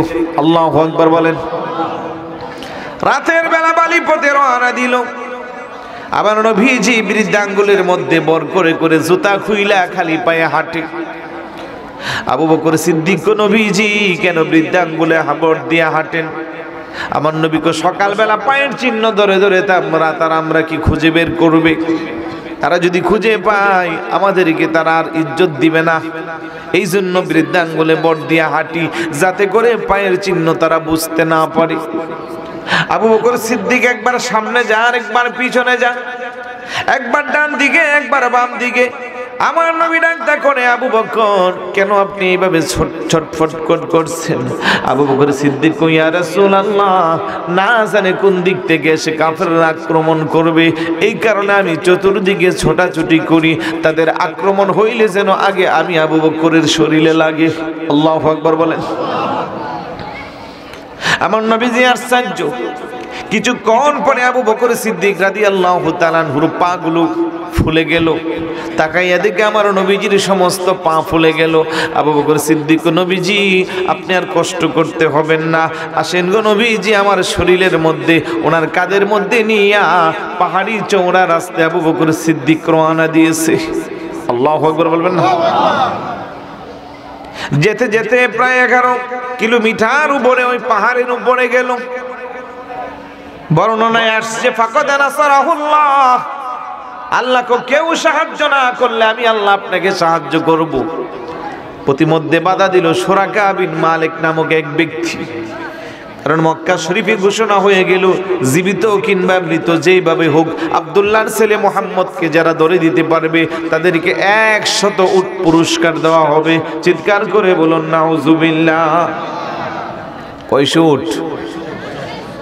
বর্তমান বাজার মূল্যে প্রায় 3-4 কোটি টাকা হবে, 5 কোটি টাকা হবে। 100 ইটের লোভে, 100 উটের লোভে চতুর্দিক দিয়া সৈন্য ছিড়াইয়া পড়ছে। সুরাকা বিন মালিক সামনে পাইয়া মুস্কি হাসি দিয়া এখন আর বাঁচতে পারবেন না। আমার নবী ডাক দেখো, সুরাকা তুমি থেমে যাও, ডিস্টার্ব করিও না। আল্লাহ ডাক দেখো, জিবরাইল আমার বন্ধুকে জানিয়ে দাও কিছুক্ষণের জন্য জমিনকে আমি হুকুম দিয়েছি, জমিন আমার রাসূলুল্লাহর হুকুমের তাবেদার হয়ে যাবে। জমিনকে আমার নবী যা বলবে জমিন তা শুনবে। সুরাকা বিন মালিক যখন সামনে আসতেছে আমার নবীকে, জমিন তাকে পাকড়াও করো, খুজিহি ইয়া আরদ, তাকে ধরে ফেলো। হুজুর বলতে দেরি জমিন ফাটল সৃষ্টি হলো। সুরাকা বিন মালিক গোরা সহ নিচের দিকে যাইতে শুরু করলো। সুবহানাল্লাহ। সুরাকা বিন মালিক বুঝতে পারলো যে এটা সম্ভব না আক্রমণ করা। যখন নিচের দিকে যাচ্ছে আস্তে আস্তে হাঁটু থেকে বুক থেকে যাচ্ছে, তখন কান্নাকাটি শুরু করছে। ইয়া মুহাম্মদ ইতলাকি, আমাকে ছেড়ে দাও, আমাকে অ্যাটাক করিও না, এইভাবে আমাকে শেষ করিও না। শেষ পর্যন্ত আমার নবীর দয়া হয়েছে, কারণ নবীর দয়া শুধু উম্মতের প্রতি না, সবার প্রতি। কথা বলেন ঠিক কিনা? আমার নবীকে সুরাকা 100 উটের লোভে তুমি চলে আসছো আমাকে অ্যাটাক করতে, কিন্তু আমি দেখতেছি তোমার ভাগ্য তার চেয়ে আরো সুন্দর জিনিস অপেক্ষা করছে। তুমি ধৈর্য ধরো, রাসূলুল্লাহকে অ্যাটাক করিও না। কোনো একদিন তোমার মাথার মধ্যে কিসরার রাজপ্রাসাদের রাজ মুকুটটা বসবে, সেই দিন পর্যন্ত তুমি অপেক্ষা করো। আল্লাহু আকবার বলবেন না? অনেক লম্বা চোরা কথা। শেষ পর্যন্ত দেখা গেল মক্কা বিজয়ের দিন যখন ওই কিসরার বাদশাহ উনি আত্মসমর্পণ করে হযরতে ওমর রাদিয়াল্লাহু তাআলা আনহুর হাতে কালমা পড়ে মুসলমান হয়ে গেল। রাসূলুল্লাহ ছিল, উনি সাহাবার মর্যাদা পেয়ে গেল। ওই দিক দিয়ে সুরাকা বিন মালিকও কালমা পড়ে মুসলমান হয়েছে। গনিমতের মাল হিসেবে হযরতে ওমর রাদিয়াল্লাহু তাআলা আনহুর কাছে ওই কিসরার রাজ মুকুটটা ওনার হাতে আসছে। উনি সামনে পাইয়া সুরাকা বিন মালিকের মাথায় পরিয়ে দিছে। বড় করে বলি সুবহানাল্লাহ। অথচ এই মুকুট পরাবে ডিক্লার আমার রাসূল আর কয়েক বছর আগিয়ে দিয়ে দিছে। আল্লাহু আকবার বলবেন না? আজ রাসূলুল্লাহর ইলমে গায়েব নিয়েও আমাদের দেশে অনেক কথা বলে। রাসূলুল্লাহ দেওয়ালের পিছনের খবর জানে না, বলে কি বলে না? আরেকটু জোরে বলুন, বলে কি না? খবরদার। আল্লাহ আল্লাহর রাসূলকে যা জানিয়ে দিছে রাসূল সব জানে। আলহামদুলিল্লাহ বলবেন না? কোরআন থেকে দলিল দেয় আলিমুল গায়বি ফালা ইউযহিরু আলা গায়বিহি আহাদা। তারপরেরটা আর বলেন না। ইলমে গায়েব শুধু আল্লাহই জানে, আর কেউ জানে না। কিন্তু আল্লাহ যে সাথে লাগিয়ে দিচ্ছে ইল্লা মানির তাদামি রাসূলিন, আমার নির্বাচিত রাসূল যারা তারা জানে। বড় করে বলি সুবহানাল্লাহ। আমার মনোনীত যারা তারা জানে। তো রাসূলুল্লাহকে আল্লাহ জানাইবে না তো কাকে জানাইবে? খবরদার, এই ধরনের আকীদা পোষণ করলে ইমানে আঘাত হবে, ইমান নষ্ট হয়ে যাবে। রাসূলুল্লাহর শান মানে কোনো যেন আঘাত না হয়, এইভাবে জীবনটা চালাতে হবে। শেষ পর্যন্ত সুরাকা বিন মালিক ওই কিসরার রাজ মুকুটটা মাথায় পড়েছে, যার ডিকরাক রাসূলুল্লাহ হিজরতের রাত্রি দিয়েছে। বড় করে বলি সুবহানাল্লাহ। বিরক্ত হচ্ছেন নাকি? উঠতে উঠতে উপরে চলে গেল পাহাড়ের চওড়ায়। কিছুক্ষণ পরে ফর্সা হয়ে যাবে। আবু বকর সিদ্দিক কই, ইয়া রাসূলুল্লাহ দিনের বেলা তারা তো আমাদের পার চিহ্ন ধরে ধরে, কারণ আরবে পদচিহ্ন বিশিষ্ট অভিজ্ঞ লোক থাকতো, তাদের কাজ হলো খুঁজে খুঁজে মানুষ বের করা। তারা তো আসবে, আমাদেরকে ধরে ফেলবে, এখন কি করা যায়? গিয়ে দেখলো একটা বিশাল বড় গর্ত, ওই গারে সুর যাকে বলা হয়, ওই গুহার ভিতরে আবু বকর সিদ্দিক, হুজুর আপনি দাঁড়ান, আমি আগে যাইয়া ভিতরটা পরিষ্কার করি, পরিবেশটা সুন্দর করি, তাহলে আমরা তার মধ্যে রেস্ট করব। আবু বকর সিদ্দিক রাদিয়াল্লাহু তাআলা আনহু গুহার ভিতরে ঢুইকা দেখে একটা না দুইটা না পাই 70টা ছিদ্র। বলেন কয়টা? এটা আওয়াজ দেয়া বলেন কয়টা? চিন্তা করলো প্রাচীন গুহা, তার ভিতরে ছিদ্র অবস্থায় রাসূলুল্লাহকে নিয়ে আরাম করাটা নিরাপদ না। উনি তাড়াতাড়ি করে ছিদ্র বন্ধ করতে লাগলো। বন্ধ করবে কি দিয়া? ভিতরে কিছু নাই, ওনার জামা কাপড় যা আছে চাদর সব ছিঁড়া। বন্ধ করতে করতে করতে করতে 69টা বন্ধ করে ফেলছে। এখন আর কাপড় নাই যে কাপড়টা ছিঁড়া আরেকটা ছিদ্র বন্ধ করবে, কারণ শরীয়ত তো রক্ষা করার দরকার আছে না নাই? এটা জোরে বলুন, আছে না নাই? একটা মাত্র ছিদ্র বাকি। মনে মনে ভাবলো একটা ছিদ্র যেইভাবে আটকানো যাবে, ওই একটা ছিদ্রের মধ্যে নিজের পাটা লাগাইয়া ডাক দিল, ইয়া রাসূলুল্লাহ, এবার আপনি ভিতরে আসতে পারেন। আমার নবীজি ভিতরে প্রবেশ করলো। আবু বকর সিদ্দিক রাদিয়াল্লাহু তাআলা আনহু নিজের কোলটাকে হুজুরের জন্য বিছানা বানাইলো। আল্লাহু আকবার। আমার নবীজি সারা রাতের এরকম এত কষ্ট করে পাহাড়ি পথে উঠলো, শরীরটা খুব টায়ার্ড, ক্লান্ত শ্রান্ত। আবু বকর সিদ্দিক রাদিয়াল্লাহু তাআলা আনহু কুলের মধ্যে আমার নবীজি ঘুমায় গেল। 69টা ছিদ্র বন্ধ করলো, একটা মাত্র ছিদ্রের মধ্যে পাটা লাগাইয়া আমার নবীকে ঘুমানোর সুযোগ দিল। ওই দিক দিয়ে একটা সর্প ছিল, যে সাপটার বয়স প্রায় 1200 বছর। সুবহানাল্লাহ। ওই সাপটা আবু বকর সিদ্দিক রাদিয়াল্লাহু তাআলা আনহুর জিহ্বার মধ্যে লিহন্দে, জিহ্বাটা সরাই না, শেষ পর্যন্ত জিহ্বা দিয়া ওই আমার আবু বকর সিদ্দিক রাদিয়াল্লাহু তাআলা আনহুর পার মধ্যে দংশন শুরু করে দিল। আল্লাহু আকবার বলেন। উনি বিশ্বে যখন জর্জরিত হয়ে গেল, নড়াচড়া করে না, কারণ নবীজির আরামের ব্যাঘাত হইবে। নড়াচড়া করলে আল্লাহর প্রিয় হাবিবের ঘুমটা ভেঙে যাইবে। সাপের যন্ত্রণা, এত বেশি কষ্ট পাচ্ছে, শেষ পর্যন্ত চোখ দিয়া পানি বেয়ে বেয়ে পড়ছে। দু এক ফোঁটা পানি যখন আমার নবীজির শরীর মোবারকের মধ্যে পড়লো, হঠাৎ করে নবীর ঘুমটা ভেঙে গেল। ডাক দিয়া আবু বকর, আপনি কেন কান্না করেন? কই ইয়া রাসূলুল্লাহ, আমি কান্না করি গো নবীজি, আমার একটা পা গর্তের মধ্যে দিয়ে রাখছিলাম, সম্ভবত বিষাক্ত কোনো প্রাণী আমার পানির মধ্যে আঘাত করেছে। আমার নবী আস্তে করে একটু থুতো মোবারক নিয়া ওই ক্ষতস্থানের মধ্যে লাগাইয়া দিল। আবু বকর সিদ্দিক রাদিয়াল্লাহু তাআলা আনহু মুহূর্তের মধ্যে ভালো হয়ে গেল। বড় করে বলি সুবহানাল্লাহ। যে সাপটা কামড় দিয়েছে, ঈসা আলাইহিস সালাতু ওয়াসসালামের যুগে তার বয়স হয়েছিল 600 বছর। ঈসা নবীর একদিন পাহাড়ে পাইয়া মক্কা শরীফ যাওয়ার রাস্তাটা কোন দিকে? সুবহানাল্লাহ বলবেন না? কে বলতেছে? সাপ, পশু পাখি নবীদের সাথে কথা বলতে পারে কি পারে না? মক্কা শরীফ কেন যাইবেন? কোনা আখিরি জামানার নবী ওই মক্কায় আসবে। উনি কোনোদিন হিজরত করবে একটা পাহাড়ের মাঝখান দিয়ে, আর ওই পাহাড়ের মাঝখানে রেস্ট করবে। ওই নবীকে দেখার জন্য আমি আল্লাহর কাছে হায়াত প্রার্থনা করেছি, আল্লাহ আমার হায়াত লম্বা করে দিবে। সুবহানাল্লাহ বলবেন না?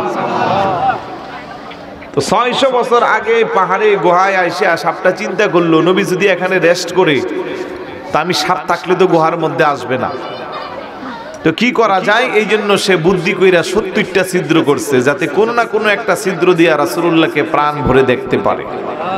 আল্লাহু আকবার বলেন। তো শেষ পর্যন্ত তাফসীরে আসছে যে সাপটারও দোষ নাই, কারণ সে আর কি করত? 1200 বছর যাবত অপেক্ষা করছে রাসূলুল্লাহকে এক নজর দেখার জন্য। এখন সব ছিদ্র বন্ধ, দেখবে কেমন করে? এই জন্য ওনার যাতে করে পাটা সরাইয়া দেয়। কিন্তু আবু বকর সিদ্দিক রাদিয়াল্লাহু তাআলা আনহু কেমন নবী প্রেমী, সাপে দংশন করছে তারপরেও পা সরান নাই। সুবহানাল্লাহ বলবেন না? ওনারা গুহায় প্রবেশ করার পরে সামনে একটা বড় গাছ আছিল, গাছটাকে আল্লাহ হুকুম দিছে, গাছটা এসে গুহার মুখে নতুন করে ফিট হয়ে গেছে। জিবরাইল আমিন কো, আল্লাহ আপনি আমাকে সুযোগ দেন, আমার কিছু ডানা দিয়া গোটা পাহাড়টাকে আমি আবৃত করে রাখবো, যাতে করে তারা খুঁজে না পায়। আল্লাহকে তোমার মতো শক্তিশালী ফেরেশতা লাগবে না, আমার রাসূলুল্লাহকে হেফাজতের জন্য সবচেয়ে দুর্বল প্রাণী মাকড়সাই যথেষ্ট। আল্লাহু আকবার বলেন। আল্লাহর সাহায্যের সাথে দুনিয়ার কারো সাহায্য কাজ হবে? আব্রাহা বাদশাহ কাবা ভাঙার জন্য পাঠাইছে কি? হাতি পাঠাইছে, বলেন না কি? আর আল্লাহ তার রক্ষার জন্য পাঠাইছে ছোট ছোট পাখি, আবাবিল পাখি। দুনিয়ার বাদশা পাঠানোর হাতি আর আল্লাহর পাঠানোর পাখি চাঞ্চরার মতো ছোট ছোট, কই ধ্বংস হয়ে গেছে মুহূর্তের মধ্যে। আল্লাহ কো জিবরাইল আপনার পাখা লাগবে না, মাকড়সা যথেষ্ট। একটা মাকড়সা এসে গুহার মধ্যে সুন্দর করে গাছের উপরে বাসা বানাইছে। মাকড়সাটারও বয়স কম না। এটা ইব্রাহিম নবীরে খানায় কাবা পুনরায় সংস্কার করার জন্য নিজে আইক্যা মেরামত করে দিছে। আল্লাহ কো মাকড়সা তুই কি চাস? মাকড়সা কো আল্লাহ তোমার খলিলুল্লাহ গড় বানাইয়া তোমার কাছে পুরস্কার চাইছে, তুমি কইছো আখিরি জামানার নবী যেন ওনার বংশে আসে, তা আমারে যদি কিছু দিতে হয় সেই নবীকে আমি দেখতে চাই। সুবহানাল্লাহ বলবেন না? মাকড়সার বয়সও কিতাবে আসছে 700 বছর, কোন কোন বর্ণনায় আরো অনেক বেশি। তো মাকড়সাটাকে আল্লাহ কইছে যা তোর মনের আশা পুরাইলাম, আমার হাবিবুল্লাহ গুহার ভিতরে আছে, তার মুখটাকে তুই সুন্দর করে পাখির বাসা বানাইয়া দে। এটা সুন্দর করে বাসা বানাইছে, আর ওই দিক দিয়া কবুতরের হুকুম দিছে, কবুতর আইসা এখানে বৈশা ডিম ফুটাইছে, বাচ্চা তা দিতে আছে। সকালবেলা ঠিকই শত্রুরা খুঁজতে খুঁজতে পার চিহ্ন ধরে আসছে, গুহার মুখে আইসা কো এখন গেল কোন দিকে? সুবহানাল্লাহ বলবেন না? কেউ কো আর তো যাওয়ার রাস্তা নাই, দুই একজনে কো এন গুহাটো আসেনি, ওর বেটা এখানে গাছ, গাছের মধ্যে কবুতরে বাচ্চা ডিম দিয়া বাচ্চা ফোটাইতেছে, এদিকে আর একদিনের কাজ নেই। কবুতরে ডিম পাইরা বাচ্চা তা দিতে অন্তত 1 সপ্তাহ 15 দিনের দরকার, কিন্তু আমাদের লোক তো গতকাল রাত্রে এনে আসছে। আল্লাহু আকবার। তারা শেষ পর্যন্ত খুঁজে চলে গেল। তো যেই কথা বলছিলাম, সেই আবু বকর সিদ্দিক রাদিয়াল্লাহু তাআলা আনহু নবীকে কম ভালোবাসছে না বেশি? এটা আওয়াজ দেয়া বলুন, কম না বেশি? কিন্তু গোটা জীবনে রাসূলুল্লাহর শানে বেয়াদবি করছে, কেউ দেখাতে পারবে? কোন একজন সাহাবী আমার রাসূলুল্লাহর শানে বেয়াদবি করছে, রাসূলুল্লাহর শান মানে আঘাত হবে এই ধরনের বক্তব্য করছে? তাহলে আপনি কোন ধরনের আলেম? আপনি কেমন নবীর উম্মত? আপনার বক্তব্যের মধ্যে রাসূলুল্লাহর শানে আঘাত পাওয়া যায়? আপনি একবার বলেন নবীকে দাঁড়াইয়া সালাম দাও, যে যেখানে আছো গোলামের মতো দাঁড়িয়ে যাও, ইয়া নবী সালামু আলাইকা। পরক্ষণে কোনো আবার ব্যক্তিকে, কোনো জাতি গোষ্ঠীকে খুশি করার জন্য, পকেট বারের জন্য আপনি বলেন কিয়াম করা বেদাত। আছে না হুজুর? এরকম বক্তব্য বাংলাদেশে দেওয়ার ব্যক্তি আছে না নাই? অনেক আছে, অনেক। তাদের সাথে আমাদের কোনো সম্পর্ক থাকতে পারে? রাসূলুল্লাহর শান মানে আজমতে আঘাত দিয়া কারো ঈমান রক্ষা করা কখনো সম্ভব? আবু বকর সিদ্দিক রাদিয়াল্লাহু তাআলা আনহুকে আমার রাসূল বলে, আবু বকর আপনার নিকট প্রিয় জিনিস কি? কো হুজুর বেশি না, মাত্র 3টা। বলেন কয়টা? 1 নম্বরে কি? কান নাজরু ইলা ওয়াজহিক, আপনার চেহারা মুবারকের দিকে তাকিয়ে থাকা, যত দেখি আপনাকে তত মন চায়। 2 নম্বরে কি? ইনফাকু মালি রাসূলিল্লাহ, আল্লাহ আমারে যে সম্পদ দিয়েছে ওই সম্পদগুলো সব আপনার খেদমতে ইসলামের জন্য দান করা। 3 নম্বরে কি? আমার একটা কন্যা সন্তান আপনার খেদমতে দেওয়া। একটু মনোযোগের দিকে, 3টা বিষয় ওনার প্রিয়, 3টাই রাসূল কেন্দ্রিক। আমাদেরও জীবনে প্রিয় জিনিস আছে, এক একটা এক এক দিকে, একটার সাথে আরেকটার কোনো মিল নাই। আমরা নবীকে ভালোবাসি কি বাসি না? এটা আওয়াজ দেয়া বলুন, ভালোবাসি কি না? কম না বেশি? আওয়াজ দেয়া বলুন, কম না বেশি? সাহাবাদের মতো তো সম্ভব না, তাহলে একটু করে পরীক্ষা নেওয়া দরকার। এতক্ষণ যার কথা বললাম উনি আফদলুল বাশার বাদাল আম্বিয়া, নবীদের পরে এই পৃথিবীর শ্রেষ্ঠ মানুষ। ওনার প্রিয় জিনিস ছিল 3টা। হুজুরের চেহারা মুবারকের দিকে তাকিয়ে থাকা, কিন্তু আমাদের প্রিয় হলেও এখন আমরা সেটা দেখতে পারবো? ওনার আরেকটা ছিল একটা কন্যা, উনি রাসূলুল্লাহর খেদমতে দান করছেন, সেই সুযোগও আমাদের নাই। কিন্তু ওনার 3টার একটা প্রিয় জিনিস ছিল ইসলামের জন্য দান করা। এখন একটু পরীক্ষা নিয়ে দেখি যে আসলে আমাদের মধ্যে নবীর প্রেম কতটুকু আছে। দুনিয়া হাসানাতাও ফিল আখিরাতি হাসানাতাও ওয়া কিনা আযাবান নার وأدخلنا الجنة مع الأبرار يا عزيز يا غفار يا رب العالمين رب اجعلني مقيم الصلاة ومن ذريتي ربنا وتقبل دعاء ربنا اغفر لي ولوالدي رب ارحمهما كما ربياني صغيرا رب ارحمهما كما ربياني صغيرا رب العالمين ঐতিহ্যবাহী রতনপুর কেন্দ্রীয় জামে মসজিদের উদ্যোগে আয়োজিত কবরবাসীদের রুহের মাগফিরাতের প্রত্যাশায় আজকের আজিমুশান ইসলামী সুন্নি মহাসম্মেলনে বসে এতক্ষণ পর্যন্ত যা আলোচনা করলাম, উলামায়ে কেরাম যা আলোচনা করলো, তোমার হাবিবের উপর দুরূদ ও সালাম মিলাদ ও কিয়াম যা পাঠ করলাম, ভুল ত্রুটি ক্ষমা করে হাদিয়াটুকুন যাহা কবুল করলা,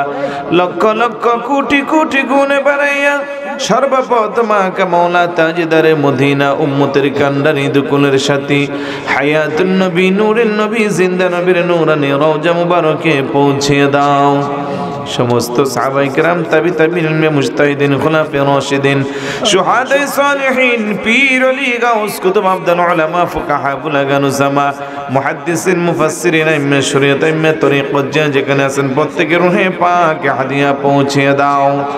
আল্লাহ আজকের মাহফিল সাজাইতে যাইয়া যারা টাকা দিয়া পয়সা দিয়া বুদ্ধি দিয়া শ্রম দিয়া খাটনি দিয়া এত সুন্দর করে আজিমুশান ভাবে সাজাইলো, আজকের মাহফিল আমাদের সকলের জন্য তুমি নাজাতের ব্যবস্থা করে দাও। আল্লাহ বিশেষ করে পিরানি পীর দস্তগীর মাহবুব সুবহানী কুতুবে রব্বানী পীর মীর শেখ সৈয়দ আব্দুল কাদের জিলানী রাদিয়াল্লাহু তাআলা রুহে পৌঁছে দাও। খাজে গান রাজে হিন্দুস্তান খাজা মঈনুদ্দিন চিশতি আজমি রাদিয়াল্লাহু তাআলা রুহে পৌঁছে দাও। খাজে গান খলিফা শাহজালাল খাজা আব্দুর রহমান চৌরবি কুতুবুল আউলিয়া বানিয়ে জামিয়া সৈয়দ মুর্শিদ সিরিকুঠি বানিয়ে জশ্নে জুলুস ঈদ মিলাদুন নবী সাল্লাল্লাহু আলাইহি ওয়াসাল্লাম ও বানিয়ে গাউসে কমিটি গাউসে জামান মুর্শিদ বরহক হুজুর আল্লামা সৈয়দ মুহাম্মদ তৈয়ব শাহ রাদিয়াল্লাহু তাআলা প্রত্যেকের হয়ে পাক হাদিয়া পৌঁছে দাও। আমরা যারা হাত উঠাইলাম আমাদের প্রত্যেকের আপন আপন পীর মুর্শিদ যে যেখানে আছেন প্রত্যেকের রূহে পাক হাদিয়া পৌঁছে দাও। যারা বেঁচে আছেন হায়াতের মধ্যে কোটি কোটি বরকত দাও রব্বুল আলামিন। এই গভীর রজনীতে ভিক্ষুকের মতো যারা হাত উঠাইলাম জানি না কার জানে জনম দুঃখী মা নাই রে আল্লাহ, কার জানে জনম দরদি বাবা নাই, অনেকে হাত উঠাইলাম মাও নাই বাবাও নাই। মা হারা সন্তানেরা যারা মায়ের কথা স্মরণ করলাম, বাবা হারা সন্তানেরা যারা বাবার কথা স্মরণ করলাম, জনম দরদি আব্বা আমার কবরটাকে তুমি জান্নাতের টুকরা বানিয়ে দাও। দাদা দাদি নানা নানি আত্মীয় স্বজন পিতৃবংশ মাতৃবংশ অন্ধকার কবরে যারা চিরয়তীম হয়ে আছেন প্রত্যেকের কবরটাকে তুমি জান্নাতের টুকরা বানিয়ে দাও রব্বুল আলামিন। যে যে নিয়ত নিয়ে তোমার আলিশান দরবারে হাত উঠাইলো, তুমি তো সকলের মনের নেক কামনা বাসনা জানো। আল্লাহ যে কোনো দুটি হাতের উসিলা করে সকলের মনের নেক ফরিয়াদকে তুমি মঞ্জুর করে নাও। আল্লাহ রতনপুর এলাকার যত কবরবাসী শুয়ে আছেন প্রত্যেক কবরবাসীর রুহে হাদিয়া পৌঁছে দাও। প্রত্যেকের কবরটাকে তুমি জান্নাতের টুকরা বানিয়ে দাও। আল্লাহ যারা ব্যবসা করে ব্যবসার মধ্যে কল্যাণ দাও, যারা চাকরি করে চাকরির মধ্যে প্রমোশন দাও, যারা অভাবে আছে অভাব দূর করে দাও, যারা ঋণগ্রস্ত ঋণ থেকে মুক্ত করে দাও। স্কুল কলেজ ইউনিভার্সিটি মাদ্রাসায় যারা অধ্যয়নরত যথাযথ জ্ঞান অর্জন করার তৌফিক দাও। আল্লাহ প্রবাসী ভাইরা যারা সহযোগিতা করলো, আল্লাহ সমস্ত প্রবাসী ভাইদেরকে তুমি কবুল আর মঞ্জুর করে নাও। আল্লাহ বেশি বেশি করে যেন তারা হালাল উপার্জন করতে পারে সেই তৌফিক দাও। আল্লাহ প্রবাসী রিফাত আল্লাহ বারবার ফোন দিয়ে দোয়া চেয়েছে, তার হকের মধ্যে দোয়ার হাদিয়া পৌঁছে দাও। আল্লাহ এই মসজিদ কমিটি মাহফিল কমিটির সাথে যারা সম্পৃক্ত যথাযথ সকলের খেদমতকে তুমি কবুল আর মঞ্জুর করে নাও। আল্লাহ বিশেষ করে মাহফিলের সভাপতি থেকে শুরু করে অত্র এলাকার যত মুরব্বীরা আমার সাথে হাত উঠাইলো প্রত্যেকটা হাতকে তুমি কবুল আর মঞ্জুর করে নাও। মুরব্বীদের হায়াতের মধ্যে কোটি কোটি বরকত দাও।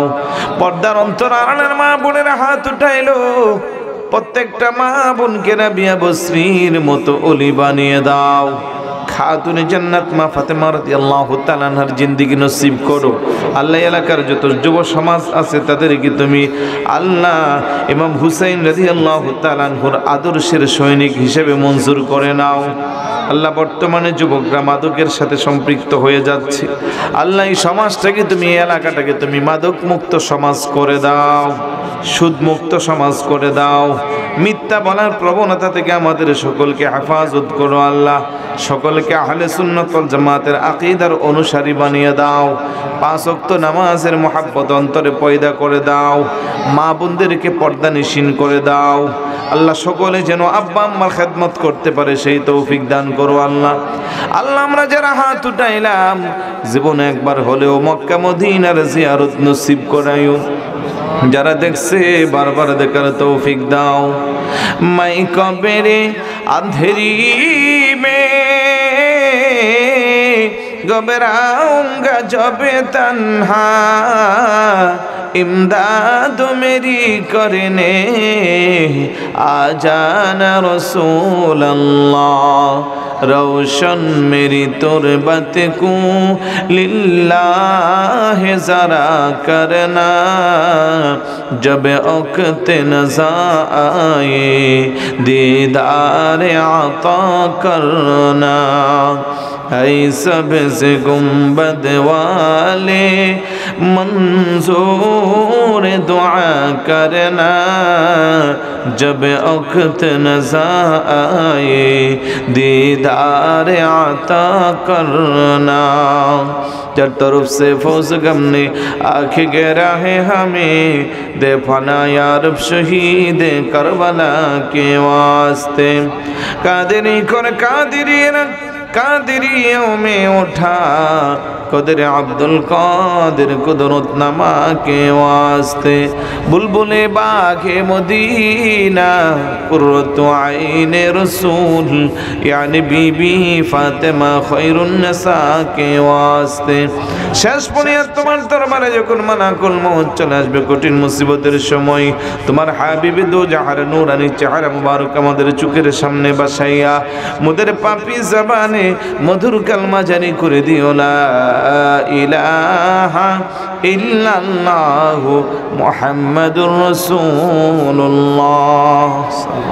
আসসালামু আলাইকুম।